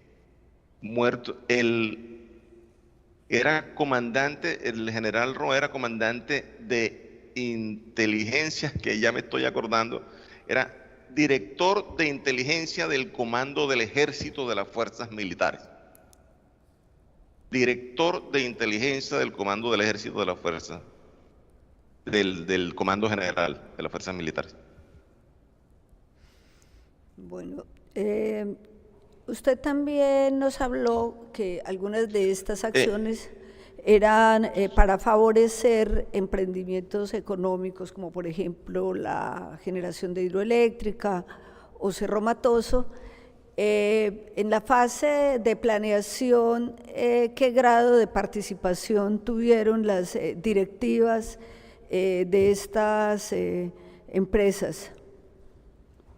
Su señoría, sí, ya voy para allá, le estaba terminando de contar algo que es muy importante, donde el comandante Castaño recibe este pedido que por favor, que eran tantas las víctimas que se estaban produciendo en el transcurso del conflicto, en las confrontaciones, en las operaciones de autodefensa, que eso estaba llamando mucho y poderosamente la atención de las organizaciones de derechos humanos a nivel nacional e internacional, que había demasiadas presiones de estas organizaciones, lo cual cumplió, entre otras cosas, valga decirlo, un papel fundamental para controlar, por lo menos en cierta medida, que estas prácticas no se exacerbaran más allá de donde se exacerbaron, porque iban creciendo de manera exponencial, como usted lo dijo en el día de ayer, su señoría, ustedes lo dijeron. En ese proceso, cuando se nos pide que no dejemos víctimas, que si bien sigamos con la lucha contra la guerrilla, que no dejáramos las víctimas en estas diferentes jurisdicciones de ellos, que por favor desapareciéramos a las víctimas, porque desaparecer a una víctima tiene una connotación importante para ellos. Son por ley 5 años que se toma por ley para definir o dar a una persona por desaparecida y para que a los 5 años aparezca ya como una presunta muerte del desaparecido. Esa situación, esas normas, desafortunadamente favorecieron intereses de las fuerzas militares del Estado con relación a el conteo de muertos y de personas dadas de baja por las autodefensas. Entonces, de esa manera hay una situación muy, muy novedosa, una novedad que a la que voy a hacer referencia, y es que producto de estas presiones, el comandante Carlos Castaño nos ordena a todos los comandantes que había que desaparecer a las personas, la mayor cantidad que pudiésemos, de los que se asesinaban por parte de las autodefensas, los que se daban de baja. Así que Jorge Iván, por ejemplo, tropas nuestras bajo nuestro mando, decide construir en la zona del Catatumbo, utilizar unos hornos que habían para quemar ladrillos y convertirlos en una desafortunada máquina de incinerar personas. Y allí se incineraron muchas personas en el Catatumbo, pero luego, por denuncias de estas organizaciones de derechos humanos y de la valentía que tuvieron muchísimas personas y víctimas en la zona que denunciaban estos hechos, en algún momento se nos informa por parte de la Fiscalía en Cúcuta, que trabajaba con nosotros, y que van a hacer una operación de la Fiscalía a venir a buscar estos cuerpos inhumados para hacer la exhumación. Entonces, Jorge Iván sacó los restos que estaban en una fosa, los incineró también y decidió destruir el horno que había recompuesto, donde se incineraban los ladrillos. Entonces se empezó con una práctica diferente y fue todas las víctimas arrojarlas en territorio venezolano, unas al lado del río, del otro lado para que el río los llevara y los dejara por el lado de Venezuela, y otras, algunos miembros de autodefensas ingresaron hasta Venezuela para dejar fosas en Venezuela. Allá hay por lo menos unas 200 o más de 200 personas que las autodefensas del bloque Catatumbo que comandé están allá y son a las que me referí este pasado día lunes y a las que quisiera participar junto a ustedes en la recuperación y repatriación de los despojos mortales de estas personas. Esa situación se hizo justamente por pedido de los militares. Yo le dije a los comandantes bajo mi mando, si tenemos razones para declarar una persona objetivo militar, y discúlpenme que hable con esta crudeza y claridad, pero me retrotraigo a esa época, no significa que esté validando estas acciones, por el contrario, las reprocho y me siento avergonzado por ellas. Y es que le decía, si hay una razón para dar de baja, para asesinar a una persona porque tenía vinculaciones con los enemigos que combatíamos o infringía las normas que como estados de facto imponíamos en las regiones, entonces no hay ningún tipo de razón para que lo desaparezcamos. Pero el comandante Castaño dio esta razón, me decían ellos, y no vamos a pelear con el comandante Castaño, pero menos con la policía y el ejército que están en el área, porque si no empiezan a atacarnos y entonces hacer operaciones en contra nuestra para tratar de que nos apaciguemos. Señor Mancuso, por favor. Quisiera que estos hechos y las novedades que usted está aportando sobre el Catatumbo y el traslado de cuerpos a Venezuela, si nos pudiera informar de qué año estamos hablando, y saber si el señor Jorge Iván, al que usted se refirió, era alias El Iguano. Gracias, su señoría. Todo esto que le estoy compartiendo en este momento es muchísimo más de lo que le he de lo que dije el lunes anterior, por supuesto que sí, y va mucho más allá. Esto tiene profundidades más amplias porque hubo coordinación también con militares y fuerza pública del lado de Venezuela para este tipo de operaciones y situaciones, porque en Venezuela se hicieron algunas cosas. Ahora, usted me pregunta, la pregunta fue, me repite por favor, su señoría. Sí, por favor, el año. Año de las desapariciones. El año de las desapariciones, su señoría. Eso empezó aproximadamente como en el año 2000, entre 2000 y 2001 aproximadamente iniciaron las desapariciones, su señoría. Y le hice la pregunta por Jorge Iván Laverde, si era alias El Iguano. Usted mencionó... Sí, Jorge Iván Laverde Zapata era El Iguano, sí, su señoría. Ya. Y en estas operaciones que usted ya está hablando hacia la frontera con Venezuela, para que por favor nos precise cuáles eran los niveles de mando y cuáles eran las unidades militares con las que ustedes planificaban estas acciones. Las fuerzas de mando con las que planificábamos este tipo de operaciones, donde se hicieron los desaparecidos o donde hacíamos operaciones militares contra la guerrilla o contra la población. Yo creo que hay que hablar de ambas, pero ya estamos en la región del Catatumbo, o sea, ya dejamos el área de límites entre Córdoba y Antioquia, ahora usted nos trasladó hacia el Catatumbo. Entonces, yo quisiera ahí en concreto cómo, con quiénes se coordinaban, con qué niveles de mando y cuál era el papel suyo en esa planeación. Bueno, claro que sí, su señoría. Ya en el Catatumbo yo tenía mi cuartel general en las montañas del sur de Córdoba, de Tierra Alta. Desde allá planificaba junto con los comandantes Carlos y Vicente Castaño algunas cosas, pero básicamente era yo quien tomaba casi todas las decisiones al respecto en el Catatumbo de directrices generales. Habían situaciones específicas y todas estas situaciones específicas de operaciones ya en el área. Por ejemplo, hubo una operación que yo ordené en el Catatumbo, creo que fue la de agosto.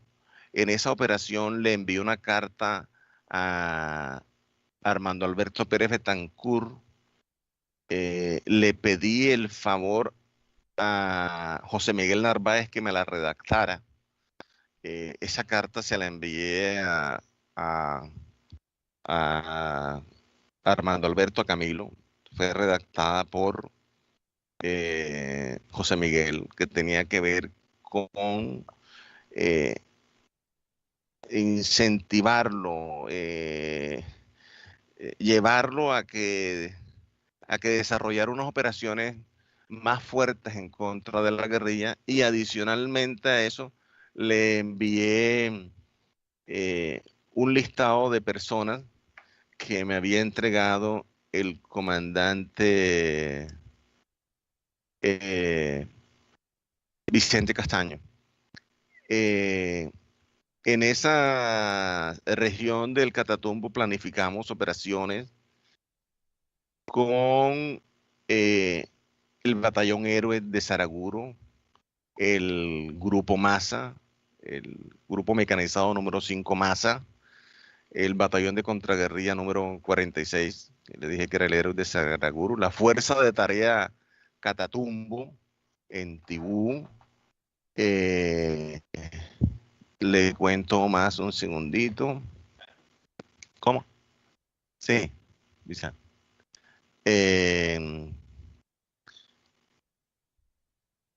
Un segundo. Y bueno, así que yo recuerdo en este momento una incursión a Filo Gringo. Esa incursión a Filo Gringo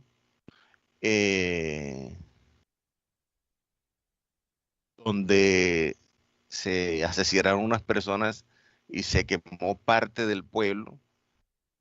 Perdón, ¿dónde está ubicado Filo Gringo? Saliendo de Tibú hacia la Gabarra, pero uno, cuando arranca de Tibú hacia la Gabarra, a mano izquierda queda un filo alto que le dicen Filo Gringo. Allí queda ubicado, eso fue el 8 de marzo del 2000, su señoría, y iba al mando el comandante Mauricio Junior, y también iba Ricardo, y eso se coordinó con el ejército en Tibú, con el Héroes de Saraguro. Creo que era el capitán Pérez, el oficial que estaba todavía ahí, el mayor Llorente.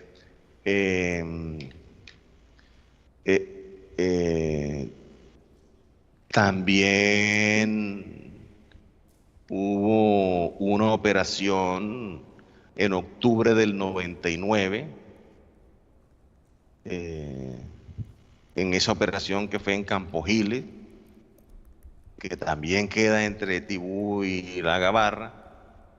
Hubo muertos en combate de la guerrilla y se los entregamos al batallón Saraguro, y ellos lo presentaron como bajas en combate dadas por ellos. Perdón, es que nos estamos alejando de un tema que usted narró hace un rato.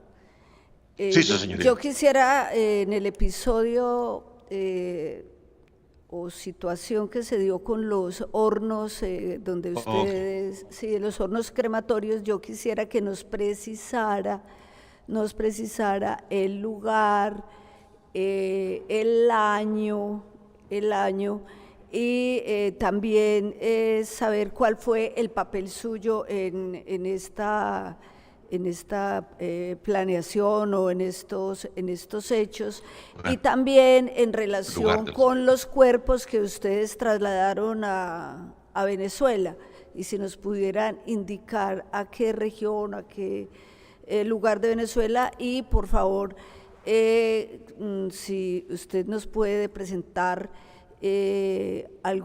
tiene forma de presentarnos algunas evidencias para corroborar lo que usted nos está manifestando como novedoso en esta región. Con gusto, su señoría. A ver, le cuento. En el año de 2001, la Fiscalía estaba cerca de encontrar una fosa común que teníamos aproximadamente unas 50 personas que se habían capturado y asesinado y enterrado se iban enterrando ahí en digamos, un cementerio clandestino que teníamos las autodefensas para ese momento, en Villa del Rosario, Cúcuta, y en algunos otros municipios también tenían. Entonces, cuando esta operación viene, aproximadamente desde el año 2001, 2002, se traen estos cuerpos y se incineran en este horno crematorio que se hace allí cerca a Villa del Rosario. Y también se instaló otro en una finca que se llama, no me acuerdo, en Puerto Santander. Hubo otro. Déjeme, me acuerdo de ese nombre, de ese lugar donde se instalaron. Se llaman...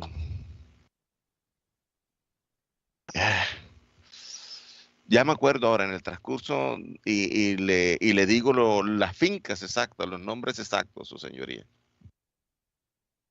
Ahora, con relación a Venezuela, se coordinó, la finca se llama la de un sitio conocido ahí en la vereda de Juan Frío, en Villa del Rosario. Se llama Trapiche Viejo. El sitio es conocido como Trapiche Viejo. La finca que queda en inmediaciones del río Táchira se llama Agua Sucia, también en la zona de Río Frío, que queda exactamente hace el límite con Venezuela, es el límite fronterizo entre los dos países. Venezuela y Colombia, ahí está. Usted pone un paso a un lado, pone un paso al otro y ahí está en Venezuela o en Colombia. Y la otra finca se llama Pacolandia, ubicada en el corregimiento de Banco Arenas, en el municipio de Puerto Santander. Sí, el de Trapiche Viejo fue donde estaba el horno de adobes de ladrillo que se construían, que fue el que ellos reconstruyeron, el que estaba en Trapiche Viejo, su señoría. Y por el lado de Venezuela se coordinó con algunos militares, no recuerdo los nombres, pero me comprometo a darle los nombres. Bueno, vamos a decretar un receso. ¿De cuánto? Hay una... Ok, sigamos, ¿no? ¿Cómo se ordena, señores? Bueno. Sí. Antes de decretar el receso, señor Mancuso, de todos estos hechos que usted nos ha narrado, ¿ya ha habido denuncias o investigaciones y cuáles verdaderamente tienen carácter de novedoso? Su señoría, las víctimas del lado de Venezuela, eso no se ha sabido. No se sabía la participación de los militares a los que le entregamos los cuerpos para legalizarlos. los oficiales que participaron con nosotros en las operaciones esas que les conté de Córdoba, eso no se ha sabido nunca. Bueno, gran parte de lo que le dije el día de hoy es novedoso. Hace parte de verdades que se conocen las operaciones, pero no los responsables. Entonces, esa es la novedad que tienen estos hechos, porque se conocen los hechos, pero no quienes planificaron o participaron o ejecutaron la operación. Eso es lo que tiene de novedoso. Bueno, entonces, muchas gracias. Entonces, antes de seguir profundizando, vamos a hacer un receso de 15 minutos y nos volvemos a encontrar. Gracias. Gracias, señoría.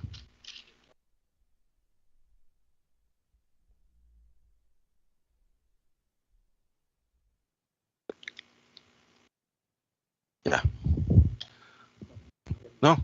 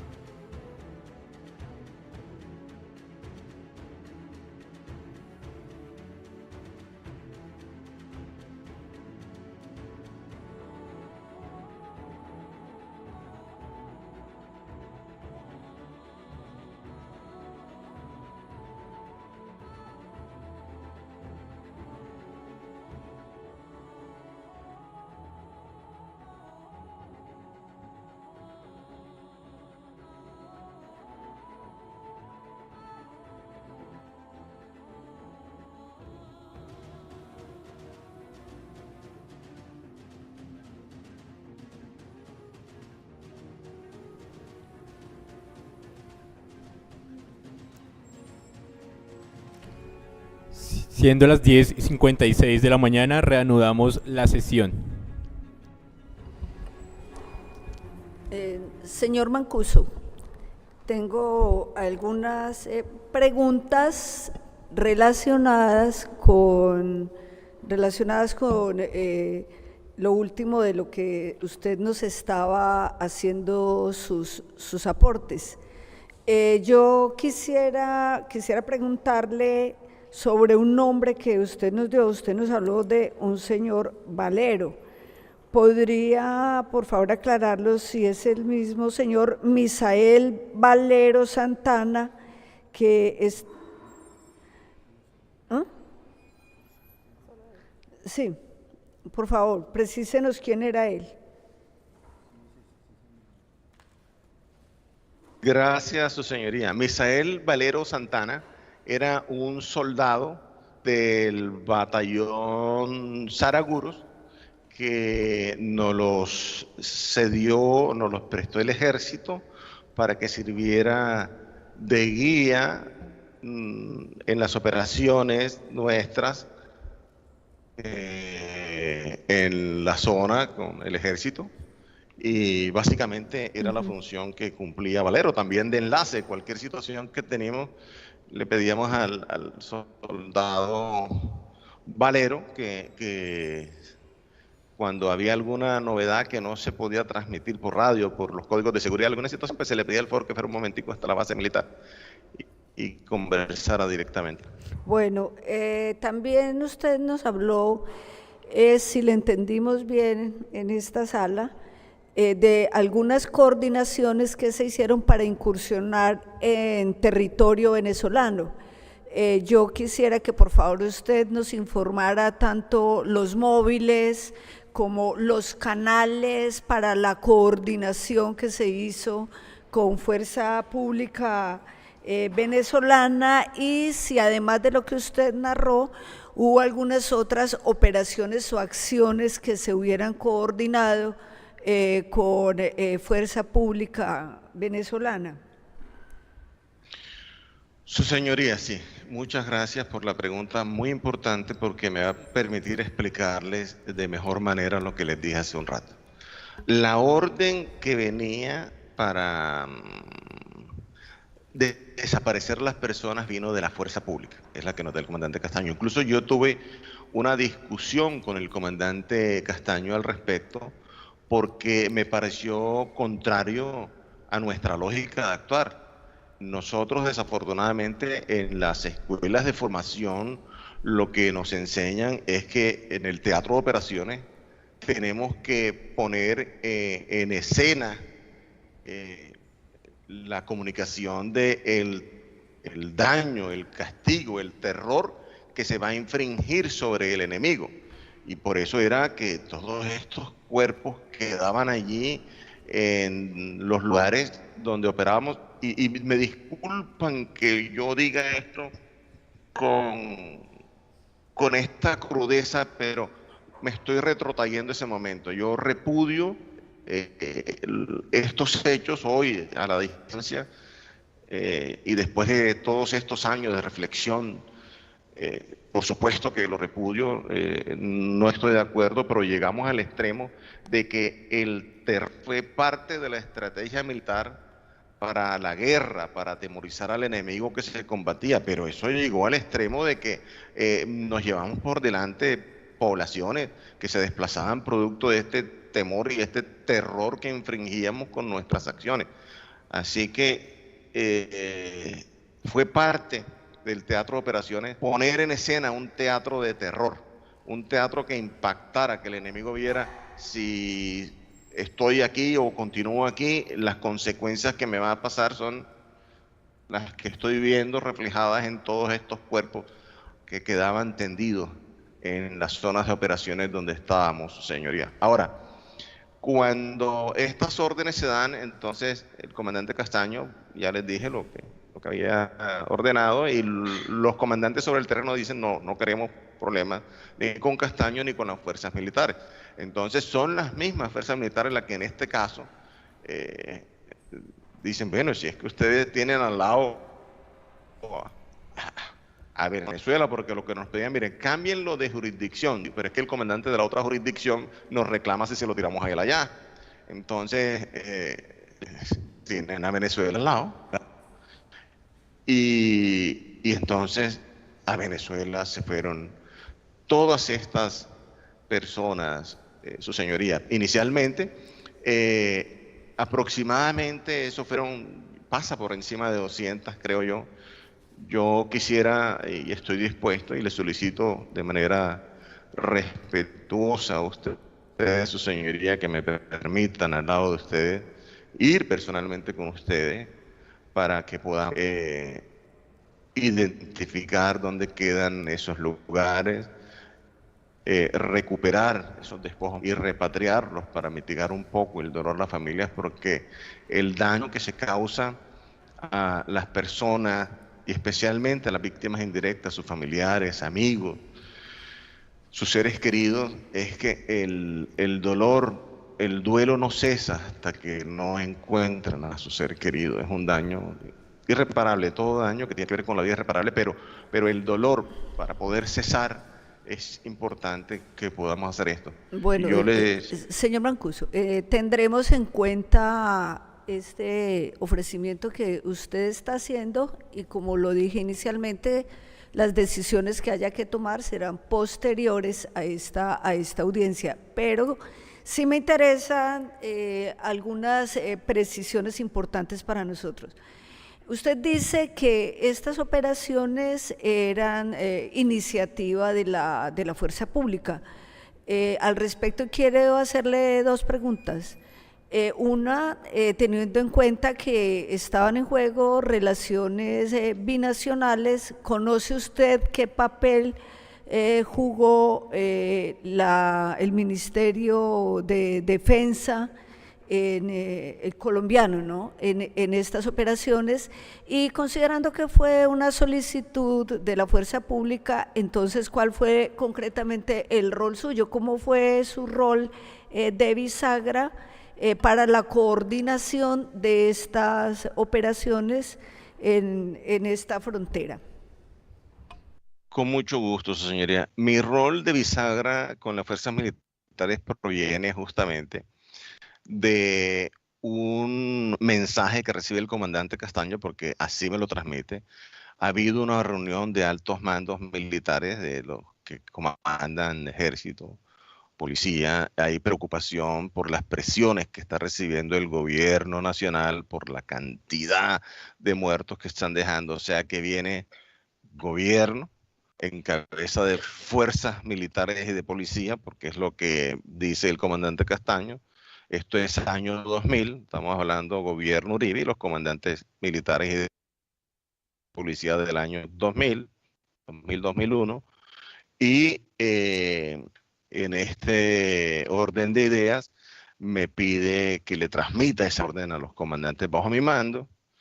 Yo sirvo en este momento de engranaje entre lo que está pidiendo las fuerzas militares, que se lo manda al comandante Castaño, sobre las tropas que yo comando, y tenemos la discusión que le estoy contando a usted previa. Ahora, ya sobre el terreno, los comandantes de distrito o de áreas de diferentes batallones, Saragur, etcétera, lo mismo que la policía, pedía que no se le dejaran los cuerpos allí o que los mandaran a otro distrito para, ahora que había dicho que lo mandaran a otros distritos o que se tiraran lo de Venezuela. En el año 2000 era Pastrana el presidente, no Uribe, 2001. Era Pastrana el presidente para ese momento y los comandantes de fuerzas militares y de policía de ese momento. Sí, pero la pregunta que yo le estaba haciendo es si hubo alguna intervención del Ministerio de Defensa, si estas operaciones eran conocidas por los altos mandos de la fuerza pública a nivel nacional, y en este caso, ¿cuáles fueron las orientaciones o la respuesta o la acción que se hizo desde estos altos niveles? Bueno, su señoría, En este caso particular, todas las fuerzas militares sabían, porque todas hacían presiones sobre nuestros hombres en el terreno, y especialmente esas presiones se hacen mucho más fuertes cuando se hace la transición de Pastrana a Uribe, que empieza en el 2002. Cuando se hace esa transición, las presiones son fuertísimas, que no se, antes incluso de las elecciones de Uribe, porque se nos pide que no se hicieran masacres, que los objetivos debían ser menos de 3 para que no se considerara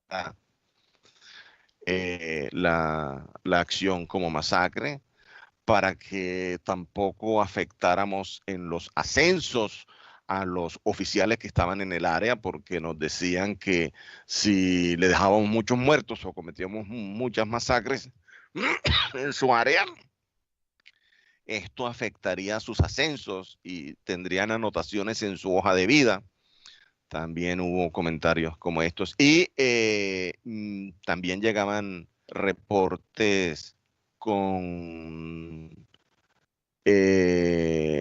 la situación de, hombre, sigan con la guerra, avancemos con la guerra, sigamos en la lucha contra la guerrilla y no me dejen los cuerpos, desaparezcanme los cuerpos, que no aparezcan por ninguna parte los cuerpos. Y eso se hizo intenso en la época, cuando se hace la transición. Yo quisiera que su respuesta fuera un poco más concreta, porque cuando uno dice todos, pues todos es todo y es nada, no nos permite llegar a una identificación más clara. Entonces, cuando usted dice todos sabían,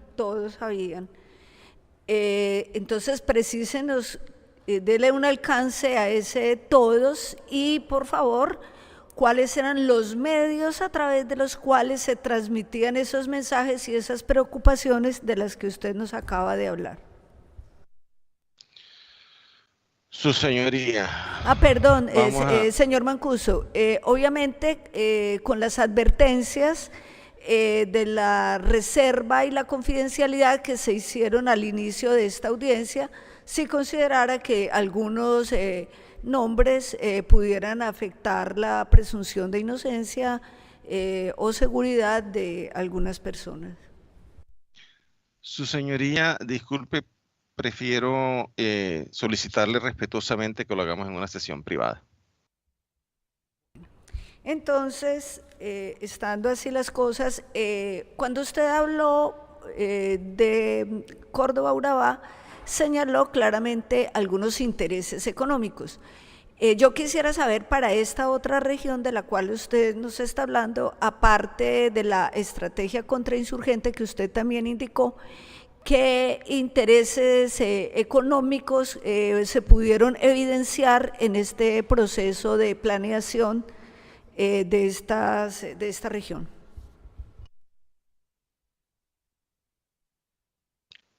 Bueno, señoría, creo que aquí hay un ejemplo bastante contundente, y es el tema de Tulapas. En Tulapas había intereses nuestros conjugados con los intereses de los gobiernos, tanto nacional como departamental. Se estaba pensando en la construcción de un puerto muy grande en Urabá. Desde aquel momento empezó la idea de construir un puerto en esta región de Tulapas, de hacer un aeropuerto internacional, y a través de este aeropuerto internacional, dedicado básicamente al tema de importación, exportaciones de carga,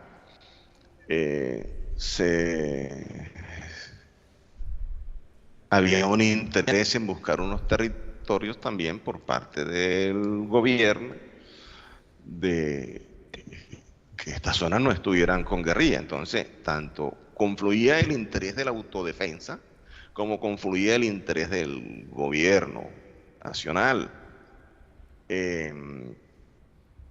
Para ese momento también nosotros teníamos identificado que el EPL, en cabeza de Sarley, El Cura, Gavilán, Omega, Negro Ricardo, estaban ahí en esa zona, finales del 95, principios del 96, y también estaba el Frente 58 de la FARC en cabeza de Samir. Esa primera operación que hacemos en Tulapa es una operación que vamos tropas mezcladas de autodefensa con ejército. Va el batallón Vélez y participa también el batallón Pedronel Ospina con las autodefensas. El batallón Vélez es una compañía de ingenieros del batallón Vélez que estaba en la finca La 35, a la salida de Santa Catalina, una finca de comandantes. Ahí estaba esa compañía de ingenieros. Y la otra que participa es dos compañías, creo que eran en ese momento del batallón, dos compañías equivalen a cuatro contraguerrillas, no me acuerdo exactamente ya, hasta eso se me ha olvidado. Participa el Pedronel Ospina, que estaba al mando de un capitán de apellido Martínez, que es de Río Negro, Antioquia. Ese batallón tenía la base en la finca La 20, a orillas del río Mulato, su señoría. La finca La 20 también es de los Castaños. El batallón Pedronel Ospina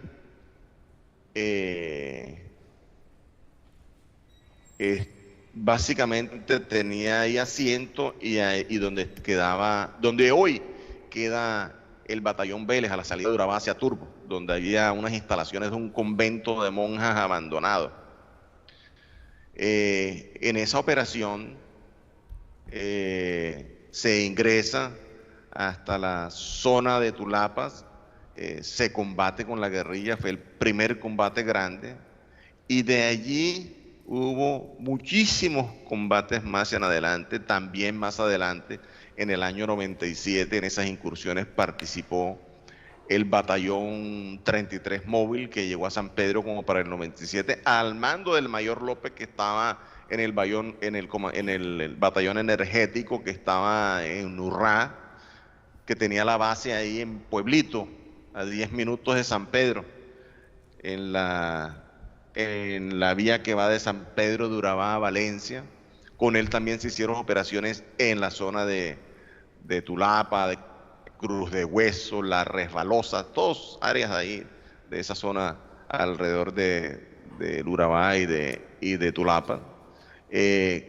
Con el batallón 33 móvil, cuando el mayor Rojas estaba de comandante de ese batallón, se hace una operación con él, varias operaciones, pero recuerdo esta en particular porque en esta se da de baja a un comandante del EPL que le decían Bocatula, que hizo bastantes estragos en la zona, y eso se dio como para el año 96. El comandante del batallón 33 móvil de Fuerzas Especiales era ese mayor Rojas, y en esa operación sirvieron de guía un muchacho del EPL que se nos había entregado, que le decíamos Orejamona, y Pedro Emir, un miembro de autodefensa. Iban con las tropas del batallón de Fuerzas Especiales número 33, y por el otro lado íbamos las autodefensas. Fue una operación conjunta. Así que básicamente en esta región confluyeron esos intereses, y cuando esos intereses se dan y empieza el desplazamiento de personas, ahí compramos fincas, las autodefensas. Yo personalmente fui allá como ganadero, que fungía en ese momento uno de mis roles como comandante o director de la Convivir, que cumplía ese otro rol, como comandante de autodefensa, que cumplía ese otro rol, y fui a comprar tierra, básicamente que a despojarla, porque fueron a 35, 40, 50 mil pesos la hectárea, su señoría. Y muchas de estas personas, el comandante Vicente Castaño me dijo, Vea, 04 le va a conseguir una persona que conoce a todos los que vienen ahí, que fue un muchacho que le decíamos el de la camisa verde, el de la camisa roja, no me acuerdo cómo era que le decíamos. Guido, bueno, ahora me acuerdo del nombre. Guido nos contactó muchas de estas personas, unas en Montería, otras en San Pedro de Urabá, otras en Valencia, otras en Tierra Alta Córdoba, otras en Turbo, en Necoclí, porque toda esa población que vivía en esa región de Tulapa y sus alrededores se fue, desplazó, se dejó abandonadas sus tierras, se compraron y también allí compró tierras, muchas personas, ganaderos, entre ellos un señor William Mesa, que aprovechó toda nuestra presencia. Bueno, pero este ya compró por el lado de Arboletes, de Canalete, de todas estas tierras que son diferentes en operaciones. Muchas personas y ganaderos que venían de Antioquia compraron ahí para ese momento. Las autodefensas compramos. Yo alcancé a comprar personalmente casi 2.000 hectáreas. Señor Mancuso, yo quisiera, como este es un tema que ya ha sido tratado en diferentes ocasiones, no solamente acá en la audiencia, de esta región y de la temporalidad que usted está hablando, ¿cuáles serían los aportes novedosos que podrían conducir al cumplimiento del objeto de esta diligencia, que es su papel como bisagra en esta relación con Fuerza Pública? Entonces, insistiría en que en este particular nos hable de los aportes que realmente son novedad. Su señoría, son novedad los nombres de los oficiales que acaba de nombrarle y los intereses que confluían del gobierno para que ingresáramos a esa región, su señoría. Bueno, muchas gracias. Ahora quiero volver al límite con Venezuela. Tal vez cuando yo hice la pregunta, yo me estaba haciendo era una alusión a que así como se había hablado de intereses económicos en la región de Córdoba y de Urabá, nos hablara también de los intereses económicos que pudiera haber detrás de estas operaciones en la frontera con la República de Venezuela.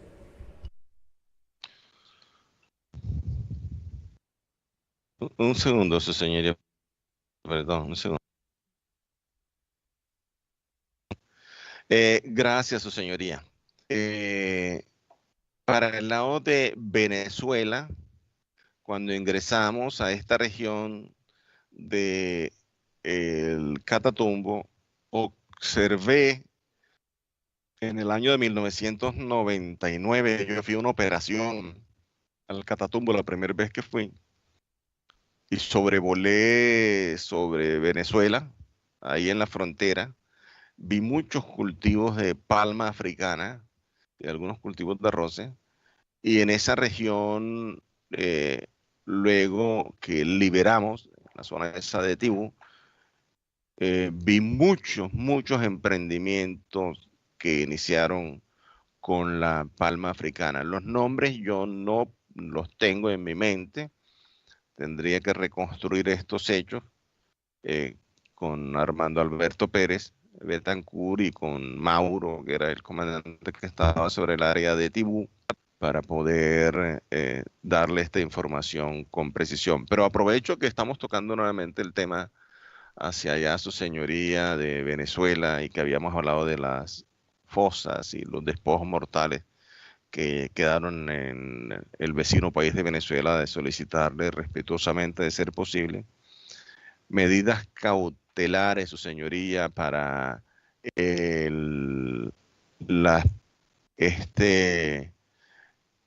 horno que está ahí en esta región de Juan Frío, su señoría, que sería un lugar para dignificar a las víctimas, para rememorarla. Ahora, continuando con el relato, su señoría, en este tema que tiene que ver con temas económicos, en la región de norte de Santander hubo una empresa que tenía intereses económicos, por supuesto, que estaba haciendo golpeada duramente por la guerrilla.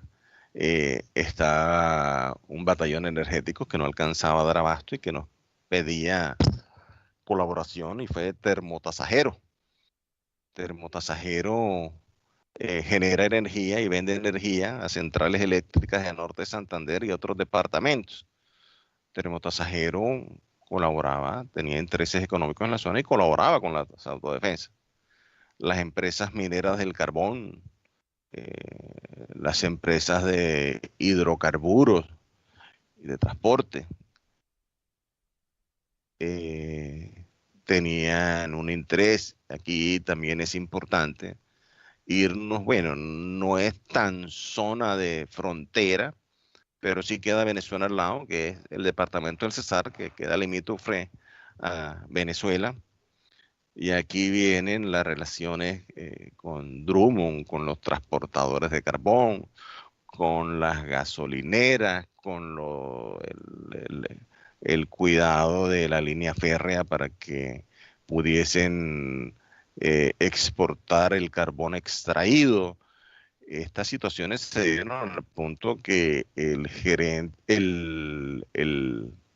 era el jefe de seguridad de Drummond, un señor James Atkins,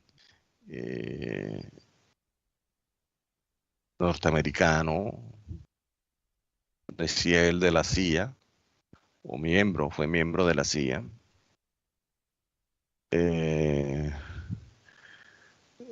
Con él, Rodrigo Tobar, Jorge 40, habló conmigo, me dijo que este señor estaba pidiendo una reunión con él y me comentó, le dije que efectivamente que fuera a la reunión a ver cuál era el interés que tenían ellos. Se llama John Atkins se llama, James o Jones, no me acuerdo, Atkins. Cuál era el interés que ellos tenían, y ahí Jorge 40, Rodrigo Tobar, directamente habló con este señor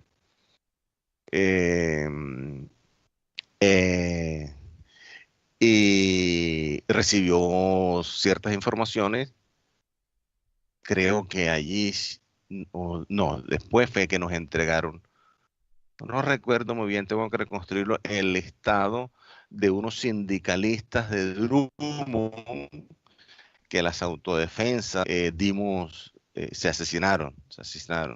Los jefes de seguridad o asesores de seguridad de la Drummond era el general Medina, el general Tovar, y creo que también estaba Medina allá, que estuvieron en Montería, en la Brigada 11. Perdón, ¿de qué año estamos hablando, señor Mancuso?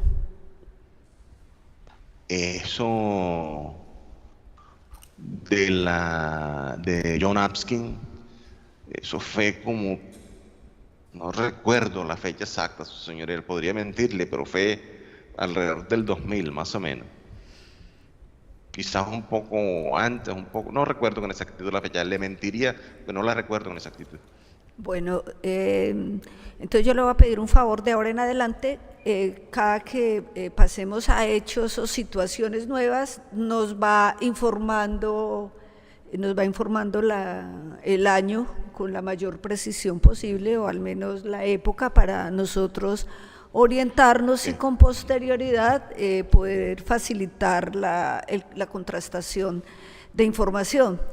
Y ya que nos está mencionando intereses económicos y diferentes empresas, yo quisiera saber, de cara a su labor de bisagra, cómo fue la coordinación suya con la fuerza pública y estos otros actores con intereses en la región, de los cuales usted mencionó algunos.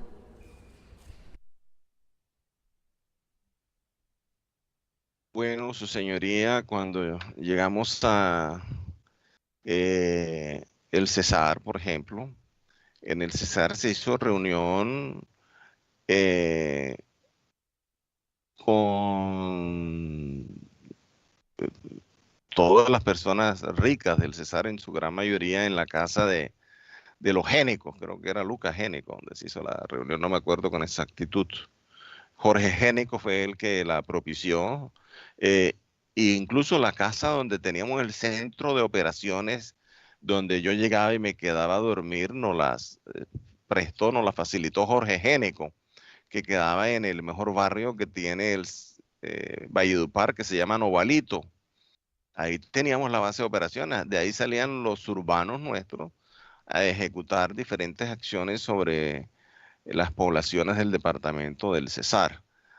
Allí se les pidió a ellos, antes de eso, antes de esas reuniones, yo me conocí con Jorge Génico en una visita que le hizo al comandante Castaño solicitándole la creación de autodefensas en la zona del Cesar por pedido de los gremios ganaderos, agricultores, carboneras que estaban en la zona. De hecho, de los transportadores, Jorge Génico tenía como 200 tractomulas que trabajaban con estas carboneras transportando carbón, perdón, con las tractomulas. Y él nos consiguió reuniones de todo tipo con los militares. Yo fui al batallón La Popa en el año 96, hablé con los coroneles. No recuerdo el nombre, algunos de ellos habían estado en Montería, me los encontré allá. Y bueno, automáticamente nos reconocimos cuando nos vimos, le pedí apoyo para las autodefensas. Tenemos que reconstruir estos hechos porque no tengo la información del orden de batalla establecido en estos batallones para esa época, pero los puedo identificar en caso de que tenga acceso a esa información. Y por allá también en un batallón que quedaba por las aguas de Ibirico me encontré a el mejor, al negrito, el mayor Quiñones, que estaba de comandante de un batallón de profesionales por las aguas de Ibirico, que fue el que sirvió en la brigada 17 cuando la operación esta de los ciudadanos suecos que estaban en esa operación, bueno, por allá me lo encontré en el Cesar. Me encontré muchos militares de ellos por allá, de vieja data, venían con nosotros. A esa reunión asistieron muchos ganaderos allá, Génico, Castro, no me acuerdo todos los apellidos, pero y a todos se les pidió colaboración para la autodefensa, que debían aportar recursos y que era una obligación hacerlo, entre otras cosas, porque si le seguían dando dinero a la guerrilla y no lo hacían a la autodefensa, pues eso tendría una consecuencia nefasta para todos ellos. Con el señor tema Mancuso, de... ¿estas reuniones en qué año sucedieron o en qué años? 1996, señores. Las primeras se dieron en el Hotel Sicarare. Yo llegaba al mejor hotel que era para ese momento, el hotel de Valledupar, acompañado de la Convivir, de los policías que tenían a mi cargo, y ahí montaba un cuartel de operaciones.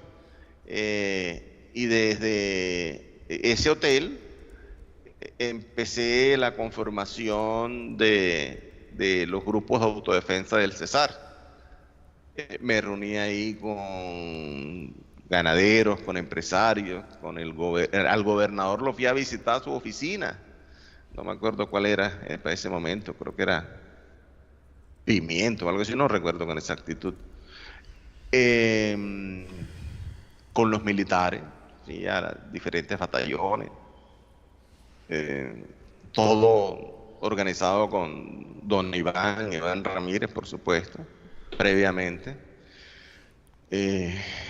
Y así se dieron las situaciones ahí en el Cesar, su señoría. Bueno, señor Mancuso, en estos últimos relatos que nos está haciendo usted entre empresarios y otros sectores económicos, nos gustaría, sería de mucha utilidad para esta sala que usted nos aportara algunos elementos de prueba o evidencias para corroborar lo dicho y sobre todo aquellos aspectos novedosos que no han sido investigados hasta el momento o sobre los cuales usted no ha aportado en otras jurisdicciones. Entonces, también quisiera preguntarle, para terminar de cerrar ese, por lo menos para efectos de esta audiencia, el capítulo de las operaciones fronterizas con Venezuela, porque a veces vamos pasando de un tema a otro y nos van quedando algunos cabos sueltos que pues podrían de pronto limitar el alcance de los propósitos de esta audiencia. Entonces, usted nos ha hablado de los hornos crematorios, pero me gustaría saber cómo fue ese traslado, quiénes participaron en ese proceso, si esto fue solamente en una época determinada o también o se hizo durante varios periodos. Y también en concreto qué unidades militares y de Policía Nacional participaron, y sería muy importante saber el papel suyo en esta planeación. Su señoría, perfecto. Voy por partes.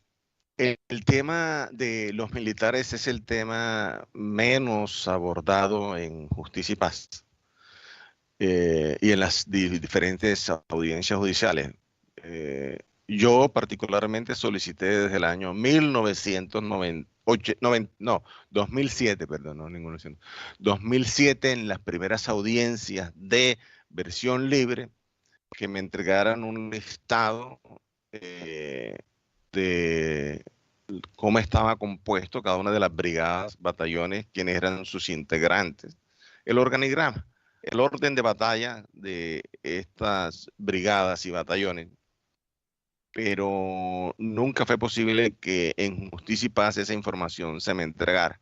Por eso no pude reconstruir los hechos, porque no recuerdo todos los nombres, porque normalmente estos militares se presentaban con alias, don Julano, don Mengano, un número, y bueno, eso, venir aquí a decirle 35, 37, Pedro, Juan, uno no sabe quién es, excepto cuando uno tiene el organigrama frente a uno con una foto y lo puedo identificar. Eso puedo hacerlo con el mayor de los gustos, su señoría, porque fueron muchas personas con las que tuve estas reuniones. Entonces, esa ha sido la dificultad para poder avanzar en el tema de militares. Por eso le ruego, en caso de que sea admitido en la Jurisdicción Especial para la Paz, podamos conseguir esa información para poder darle con lujo de detalles exactamente quién fue cada uno y qué hicimos con cada uno de ellos, porque hoy puedo decirle, ejecutamos un montón de operaciones, pero usted me pregunta quién y no voy a poder identificárselo porque no sé sus nombres, su señoría, pero se los puedo identificar con mucho gusto. Ese con relación al tema de militares específicos en muchas áreas. Ya le he dado el nombre de un montón, pero hay otros montón que no lo recuerdo en este momento. Son 27, 30 años de estos hechos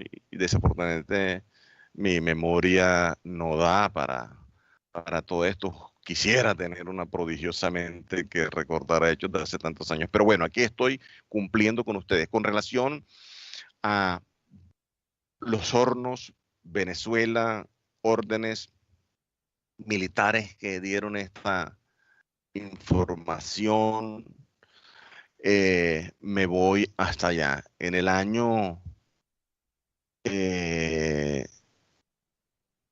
eso, ahora pensándolo bien, porque los hornos, primero se exhumaban los cuerpos en las fosas. Eso empieza como desde el año 2000 aproximadamente. En fosas que se iban enterrando, pero como en el año 2002 el comandante Hernán de autodefensa le informa a Jorge Iván Laverde, el iguano, que la Fiscalía de Bogotá iba para Cúcuta a hacer unas exhumaciones en la zona donde operaba el comandante Hernán. Hernán estaba acompañado de un hombre, comandante de autodefensas, que le decíamos el Diablo. Y esta información se la pasa, lógicamente, a la Fiscalía de Cúcuta, la que estaba a cargo de la Fiscalía, la persona que estaba en el 2002, para que tuviésemos cuidado de lo que iban a hacer en esa zona de Hernán específicamente. Entonces, a raíz de eso, el comandante Jorge Iván, a motu propio, da la orden debido a unas sugerencias o ideas que le da el Diablo, y es construir el primer horno que se construye en la zona esa donde está el horno de ladrillos de Trapiche Viejo, al que le pedí respetuosamente si es posible decretarle medidas cautelares en ese sector de Juan Frío.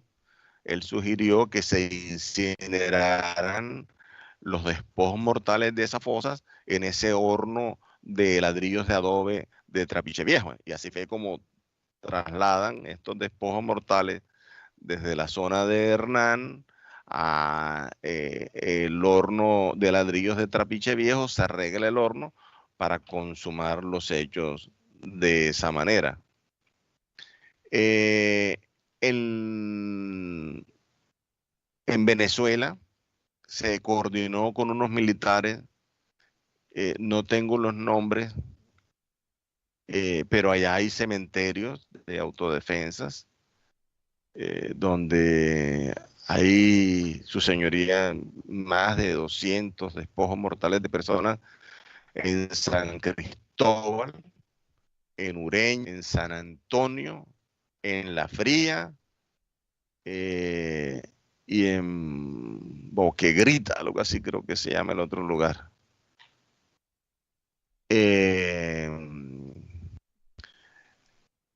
Otros fueron arrojados al río, que también aparecieron en Venezuela. Estos hechos de los cementerios de Venezuela empiezan desde el año 2012 en adelante aproximadamente. Bueno, ya le había contado de la ubicación de los hornos que estaban en la finca Pacolandia de Puerto Santander, en la vereda Banco Arena, para ser más precisos. En la finca Las Palmas construimos una base, pero antes de construir una base allí, el frente que operaba en esa zona nuestra de autodefensa había asesinado a 19 personas entre el año 2001 y 2002, que esos restos se sacaron de allí y se incineraron, pero fue en un hueco que se hizo en la tierra, al que se le echaron llantas y leña y se incineraron los cuerpos allí, su señoría. Perdón, ¿de qué lugar estamos hablando para este hecho específico? Estamos hablando, su señoría, de la finca Las Palmas, cerca de Puerto Santander. Sí, su señoría. Otro lugar, a ver. La fuerza pública sobre la incineración de los cuerpos no lo sabía directamente, y en esto hay que ser honesto también. Solo los exmiembros de la fuerza pública que vinieron a parar al grupo de las autodefensas, o que en ese momento estaban colaborando, eran los que se dieron cuenta, porque fue una situación a motu propio de Jorge Iván, que incluso yo me enteré de ella ya luego de la desmovilización en la reconstrucción de todos estos hechos, cuando Jorge Iván me cuenta que estoy reunido con él, me dice, bueno, yo hice esto en Norte de Santander. Le digo, ¿cómo va a ser posible todo, que llegamos a estos extremos? Y él me dice, sí, esa idea fue del Diablo, que que luego se le puso Diablo Hornos, incluso le había puesto esa chapa, o ese alias, como se dice. Entonces, se dice que todo el mundo sabía que eso existía allá, pero básicamente que yo tenga conocimiento, según porque en esto no tuve una directa participación, y en esto tengo que ser claro también. Por eso lo que le estoy contando en este momento son relatos que le reconstruí con relación a estos hornos posteriores a la situación que se presentaron después de la desmovilización en la reconstrucción, su señoría. Las víctimas que llegaron ahí, usted me pregunta, venían de Cúcuta, de Los Patios, de Chinácota, de Pamplona, del Zulia. Eran víctimas de personas sindicadas de estar relacionadas con la guerrilla, o víctimas del control territorial, social y político que ejercíamos en la zona. Algunos que se acusaban de ser secuestradores o ladrones, o etcétera, cosas como estas que desafortunadamente como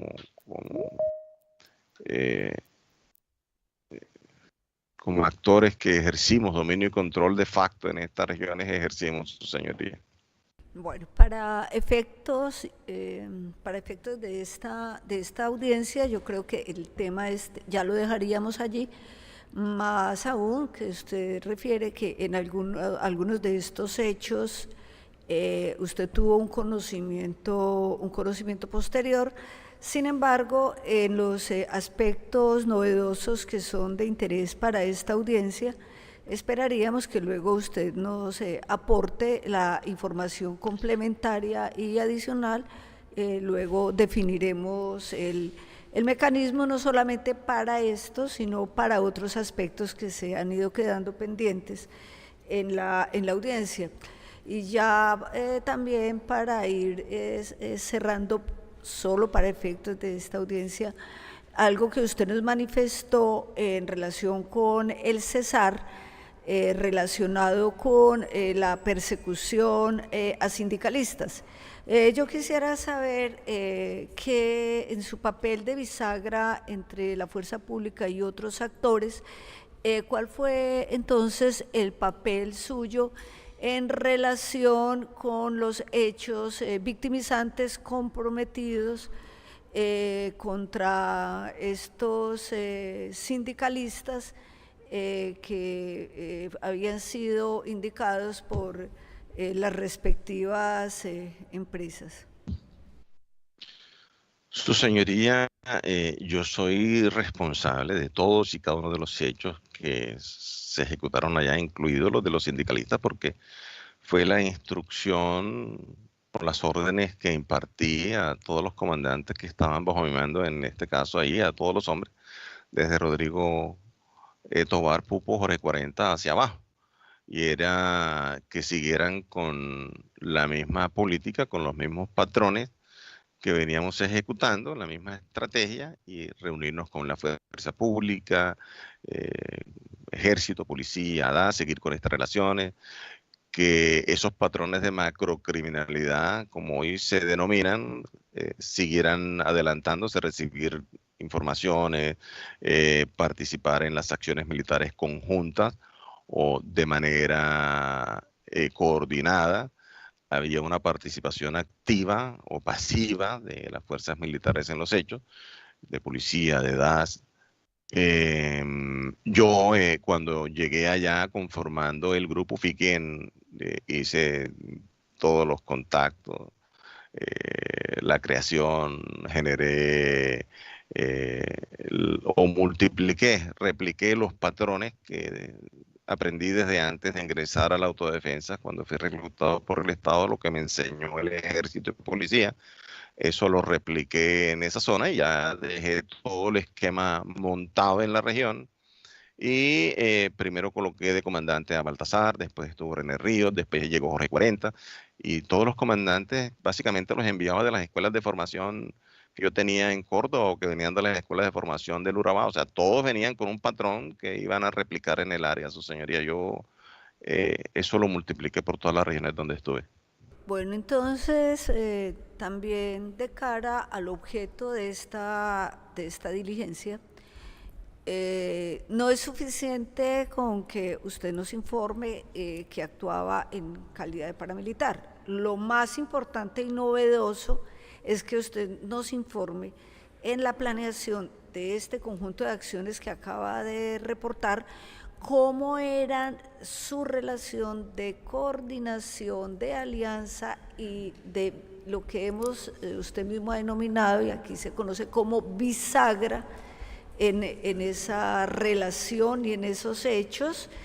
Y también quiénes, si puede darnos nombres, ya sea que cumpla las características para este espacio público o en la reservada, de cómo llegaban esos nombres a usted para poder hacer la planeación de las operaciones. Y por favor reiterarnos las épocas, los años, lo más acertado que se pueda. Gracias, su señoría. Solicito hacer una audiencia reservada. Entonces vamos a continuar. Un momento. Quisiera que por favor nos informara en la coordinación ya como algo de conjunto, y si tiene algo más específico que agregar en esta planeación, cómo se definían la articulación entre los hombres de las fuerzas paramilitares y de la fuerza pública, y si en la planeación de estas operaciones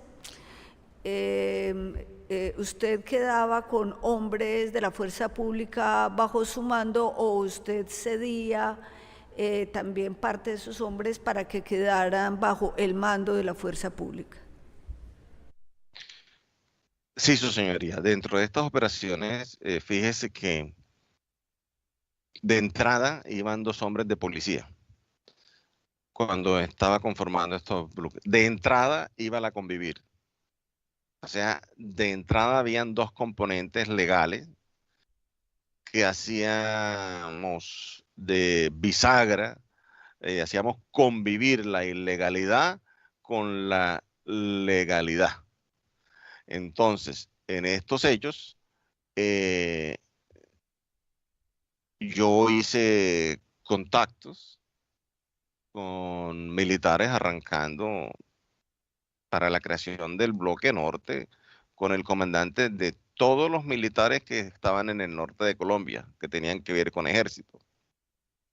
Y el general Iván Ramírez me abrió las puertas a todos los batallones, a todas las brigadas del área.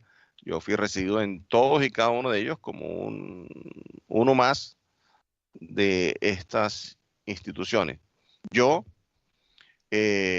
inicialmente ejecutaba las operaciones directamente con los hombres que estaban bajo mi mando con Baltasar. Participé en muchas de ellas de manera directa, los acompañé, coordiné con la policía, con el ejército. Fueron múltiples, muchas las operaciones que ejecutamos. La Jagua de Ibirico, en el Cesar, en Bosconia, en el Difícil, por todos lados. Eso era una situación tremenda en ese momento. Y todas esas operaciones las coordiné personalmente con policía, con ejército en la zona, sin ningún inconveniente, su señoría. La participación en estas operaciones, en muchas prestábamos guías, en otras solamente informábamos para que la participación de la fuerza pública fuera activa, en tanto que o bloqueaban ciertos sectores o ponían tropas cerca del área donde nosotros pudiésemos llegar en caso de ataques de la guerrilla, porque éramos unos grupos muy pequeños iniciando, 20 hombres, 25 hombres, y la guerrilla tenía el dominio, el poder, el control territorial y cientos de hombres en el área. Entonces la disparidad de fuerzas era enorme y necesitamos tener una retaguardia estratégica donde refugiarnos en caso de un ataque. Así que ejecutábamos estas acciones en coordinación con ellos, o con su participación pasiva al no reaccionar en caso de que le informaran. En los retenes no se nos paraba, estaba todo organizado para que no nos detuvieran, o si nos paraban, pues nos dejaban seguir sin ningún tipo de problema. Pues no se explica uno cómo se transporta tropas desde el occidente de Colombia, atravesando toda Colombia, llegar al oriente, desde Córdoba al Catatumbo, si no hay un tipo de coordinación como esta, con todas estas personas de esos puestos de policía y de ejército que estaban en el área, coordinamos. Lo que yo no recuerdo con exactitud son los nombres, porque no tengo ese orden de batalla de ellos, y es los temas que nos toca reconstruir, su señoría. Entonces sí, prestábamos guías. Yo, por ejemplo, ahora le estaba contando que prestamos unos guías para la operación esa que se hizo donde se mató a Boquetula. Cuando la operación, venga, toquemos un tema importantísimo, desmovilización del EPL. Ahora que recuerdo que estoy hablando con usted aquí mismo, que son operaciones en la que tuve participación, planeación conjunta con el ejército. Esta desmovilización del EPL llevó a la desmovilización de 240 guerrilleros aproximadamente del EPL. La primera desmovilización de esto se dio, eso fue en el año 1996, fue como 100 hombres, la segunda fueron como 140 y algo, un poco más de entre 240 y 250 guerrilleros del EPL, del Frente Bernardo Franco. Eso se dio en apariencia de legalidad en la finca Cedro Cocido de los Castaños. Pero esto empieza de mucho tiempo atrás, señoría. Esta es una operación que Hernán Hernández, HH, inicia primero el contacto con familiares de algunos comandantes de guerrilla del EPL. Se les manda razón para que vinieran a las filas de autodefensa. Paralelamente, yo venía adelantando unas operaciones militares con el coronel Leonardo Barrero, comandante del batallón Junín. En ese momento, la brigada del coronel Leonardo Ortiz Chavarro, creo que era el comandante para ese momento de la 11ª Brigada.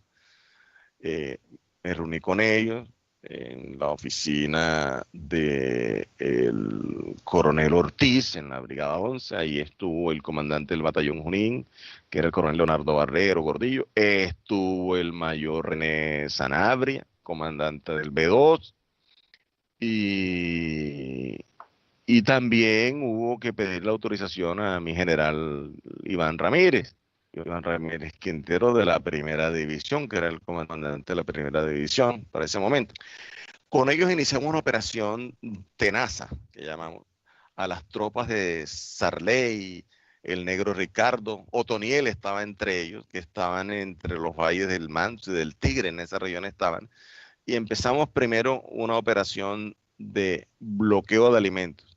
Yo recuerdo que para aquel momento el batallón Junín, al mando del coronel, y el B2 del coronel Barrero, y el B2 al mando de Sanabria, a toda esa población de allá del Alto Sinú, que iba de Frasquillo hacia arriba, empezaron a hacer un censo y las tenían identificadas. Incluso creo que hasta en ocasiones le dieron unos carnets de identificación, pero todas estas personas se censaron para poder permitir entonces el ingreso de alimento de acuerdo a la cantidad de personas que reportaban que vivían con ellos en sus casas o en sus asentamientos.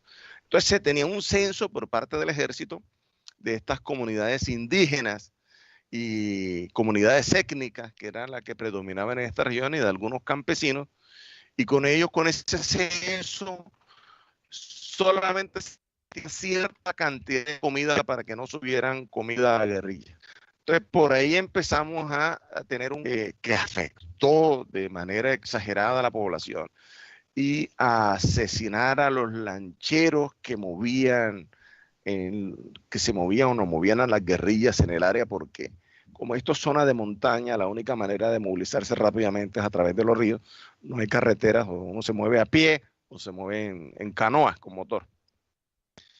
Y de esa manera se cortó el acceso de alimentación a la guerrilla.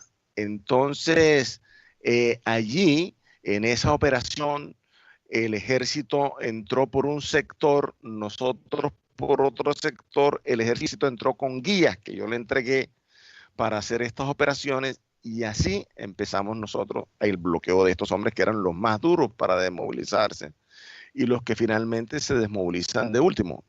Yo recuerdo que Hernán Gómez intermedió por la desmovilización del EPL, se le pidió hablar con Horacio Serpa. Fuimos a hablar con Horacio Serpa, que era ministro de gobierno de Samper, a quien Castaño había conocido a través de Orlando Henao, que era un narcotraficante, que fueron los que apoyaron en la elección de Serpa para presidencia con recursos del narcotráfico. Y entonces, en esta operación, Serpa designó a Carlos Rangel, secretario general del ministerio, para que participara en esta desmovilización del EPL, porque el EPL se vino por partes. Una parte se entregó primero González, después se entregó...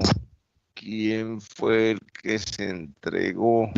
Después vino Giovanni, sí, porque el primero fue Gonzalo. Unas semanas después se viene Juan de Dios Úsuga, que es Gonzalo, hermano de Otoniel, que fue comandante de las autodefensas gaitanistas estas que están rearmadas. Después se da el tema de la desmovilización de Sarley, que Hernán Hernández tuvo que ir a la desmovilización primero a hablar con el gobierno para organizar este tema de la supuesta desmovilización. Envían también, ¿quién participa de esto? El comisionado de paz Daniel García Peña, del gobierno de Samper. Bueno, y participan en la desmovilización que se lleva a Cedro Cocido Serpa, Daniel García Peña, Carlos Rangel, Tomás Concha, Miguel Campo, que era el jefe de oficina de reinserción en Montería, el coronel Leonardo Ortiz Chavarro, con él se organiza todo, y con el coronel Barrero. De hecho, los helicópteros del ejército recogieron a estas tropas de Sarley, que son las últimas que vienen en Frasquillo, ahí en el puerto de Chibogadó, y lo recogen en helicóptero y lo llevan ahí a la hacienda Jaraguay, que queda pegada a Las Tangas, una finca de los Castaños. Cuando estas tropas del ejército llegan ahí, llega el coronel Barrero y René Sanabria, el mayor del EB2, allí se habla con los comandantes de la guerrilla, el comandante Carlos Castaño lo recibe, el coronel Barrero está ahí, cambiamos unos armamentos, nos quedamos con un armamento, el mejor armamento que traía el EPL, se le entregó el armamento más viejo de autodefensa, y luego los mandamos a la finca Cedro Cocido. Y en Cedro Cocido se da esta desmovilización con unos visos de legalidad, pero lo que realmente se hizo, su señoría, es pasar las guerrillas del EPL a las fuerzas de las autodefensas. De hecho, 2 meses después, Otoniel va al mando de las tropas que mandamos y llegan a Maperipán. Y bueno, las consecuencias nefastas que esto tuvo. Perdón, señor Mancuso, este tema que usted empieza a abordar es muy importante, lo vamos a dejar en puntos suspensivos por el momento.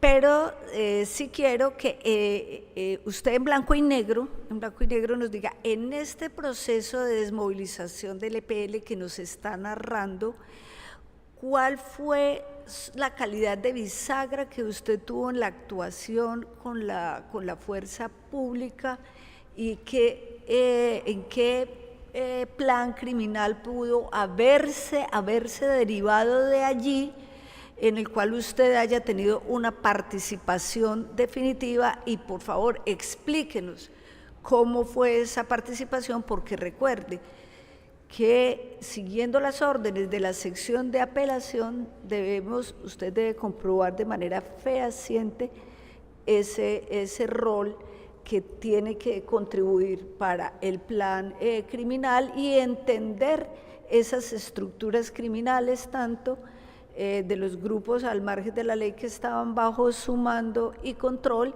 y algunas otras estructuras criminales que se pudieron haber generado en el marco de miembros de la fuerza pública. Su señoría, discúlpeme, qué pena con usted, a veces se me olvida contar todas estas cosas porque las doy como un hecho cierto que todos las conocen. Discúlpeme, por favor. Sí, efectivamente, yo me senté con el coronel Leonardo Ortiz, con el coronel Ortiz Chavarro y con el coronel Barrero y con el mayor Sanabria en la Brigada 11 para coordinar estos operativos. Yo para ese momento era comandante, director de la Convivir, comandante de autodefensa civil y serví de bisagra en la operación que llevó a una facción del EPL a desmovilizarse. Ahora, ya cuando HH, que es Hernán Hernández, Hernán Gómez, que tuvo que hacer la parte del recorrido legal, digamos, porque Hernán detrás de bambalinas no sabía lo que se estaba haciendo de manera ilegal. Hernán lo llama el comandante Carlos Castaño a que participe de los hechos, facilitando hechos de paz. Pero detrás de esto hay un componente totalmente ilegal y un engranaje que va entre ejércitos, desde el mayor Harold, de eso lo digo después. Entonces, volviendo al tema, yo tuve engranaje porque planificamos la operación Tenaza, participo con hombres propios bajo mi mando, entrego guías de hombres bajo mi mando al ejército. Luego coordinamos esa desmovilización con el comandante Carlos Castaño y con los coroneles de brigada, comandante de brigada y del batallón para la desmovilización de estos hombres. Efectivamente, pues estos hombres vienen, cambian fusiles, los helicópteros llegan, se reúnen con Castaño, conmigo, y no hay captura de ninguno de nosotros. Castaño tenía órdenes de captura para ese momento, Carlos, y se encuentra allí con coronel. Bueno, es que las reuniones del coronel y el mayor coronel Barrero, Sanabria, eran frecuentes con el comandante Carlos Castaño. Entonces, básicamente tuve varios roles y luego clasificamos los fusiles, los cambiamos, luego fuimos en ese mismo rol ya de, digamos, de acompañante, de facilitador para una labor de desmovilizar unas tropas del ELL con visos de legalidad que luego llegan a las tropas de autodefensa. Por supuesto que hay una parte de este engranaje que si bien no se conoce con exactitud, tuvo tanto una parte legal como una parte ilegal, y son las que les estoy mostrando, entre la participación de gobierno y todas estas cosas. Ahora, la ida donde Serpa no fue la primera vez que se reunió con nosotros. Serpa estuvo reunido en unas 2 o 3 ocasiones donde yo asistí a las reuniones con Carlos Castaño. Estuvo también, bueno, pero usted me hizo una pregunta específica, ya la contesté esa, para no Sí, irme más extensa. pero usted mencionó algo que me llamó a mí la atención. Usted decía que detrás de estos hechos de paz, si interpreto bien sus palabras, había también algunos móviles de carácter ilegal. Entonces me gustaría que usted nos precisara cuáles son esos móviles y para favorecer qué plan criminal, qué actuaciones ilegales. Sí. Con gusto, señoría. Los móviles ilegales son la participación de la fuerza pública de manera conjunta en estas operaciones, tanto de presión como de ayuda a desmovilización de un grupo de guerrillas que pasa a las autodefensas. Lo supieron desde el principio hasta el final. Estábamos en ese tipo de operaciones y entonces ellos enmascaran esta operación para mostrarla ante el país como una operación legal, pero fue totalmente ilegal. Ellos sabían que iban a fortalecer los intereses de la autodefensa y por lo tanto del gobierno y de las fuerzas militares en la lucha contra la subversión. Era absolutamente claro para nosotros, pero no para nadie más. Bueno, ¿y cuál es el aporte novedoso que no ha conocido el país hasta este momento y que es interés central de esta audiencia en estos últimos minutos de lo que usted nos ha estado narrando? Señoría, nunca se ha sabido quiénes estuvieron detrás de esto, quiénes participaron, que tuvo una participación ilegal previa con conocimientos en operaciones de tenaza para desmovilizar al EPL, que se intercambiaron fusiles, que tenían conocimiento previo, que ellos sabían que iban para la autodefensa, que fue una farsa la desmovilización del EPL para darle un viso de legalidad ante el país y ganarse los réditos que llevaron al general Barrero, al coronel Barrero, a ser general de la República, comandante de las fuerzas militares.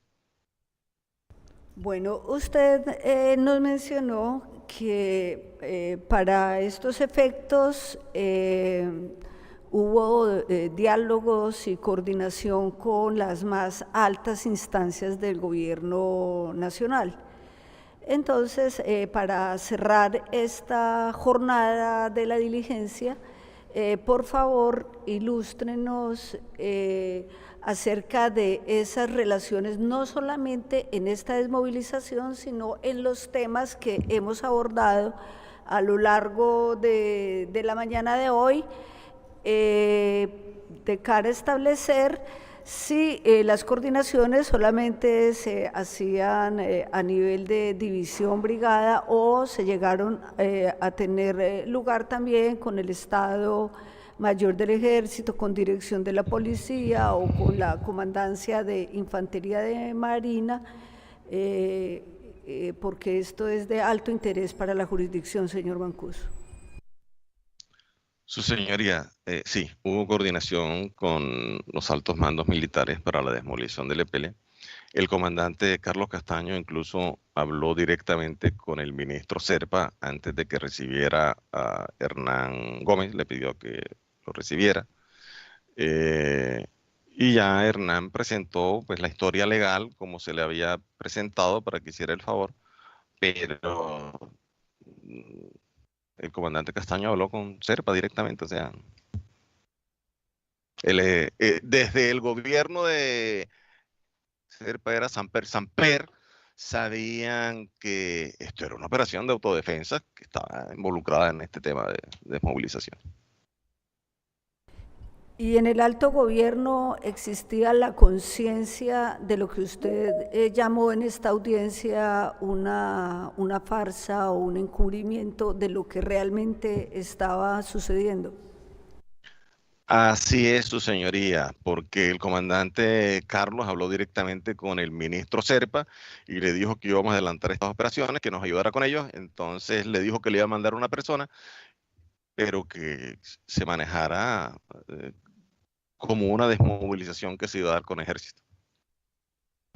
Bueno, esta relación con los más altos niveles, quisiera que también usted nos informara al respecto sobre otras coordinaciones en los hechos que usted nos narró en la frontera con Venezuela, en el Cesar, y también en Córdoba y Urabá, como para poder cerrar la jornada, para hilvanar estas narrativas que usted nos ha hecho el día de hoy.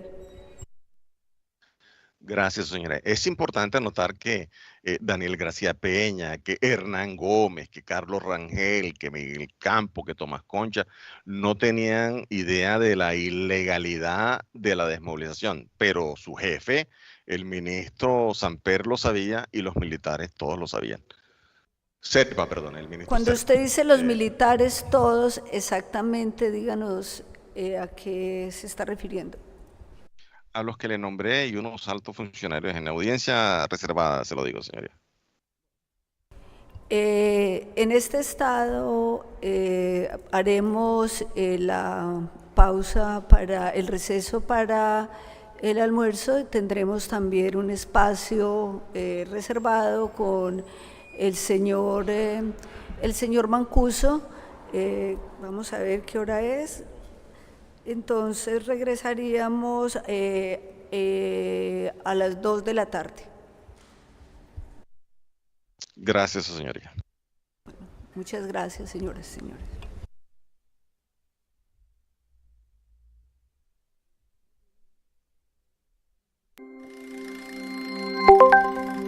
Y así hemos llegado al final. Gracias por ser parte de esta transmisión en vivo. Si te perdiste algo, no te preocupes, puedes volver a ver la grabación en nuestro canal en YouTube, 90 Segundos Noticias. Trabajamos incansablemente para mantenerlos bien informados sobre todo lo que está sucediendo en Colombia. Proporcionamos información precisa y objetiva. Agradecemos mucho tu presencia en este espacio. Gracias por elegirnos como fuente de noticias. Es un honor para todo nuestro equipo. Porque siempre hay algo interesante y relevante que compartir. En cada momento del día, siempre encontrarás contenido nuevo. Nos vemos en una próxima transmisión. Gracias. Gracias.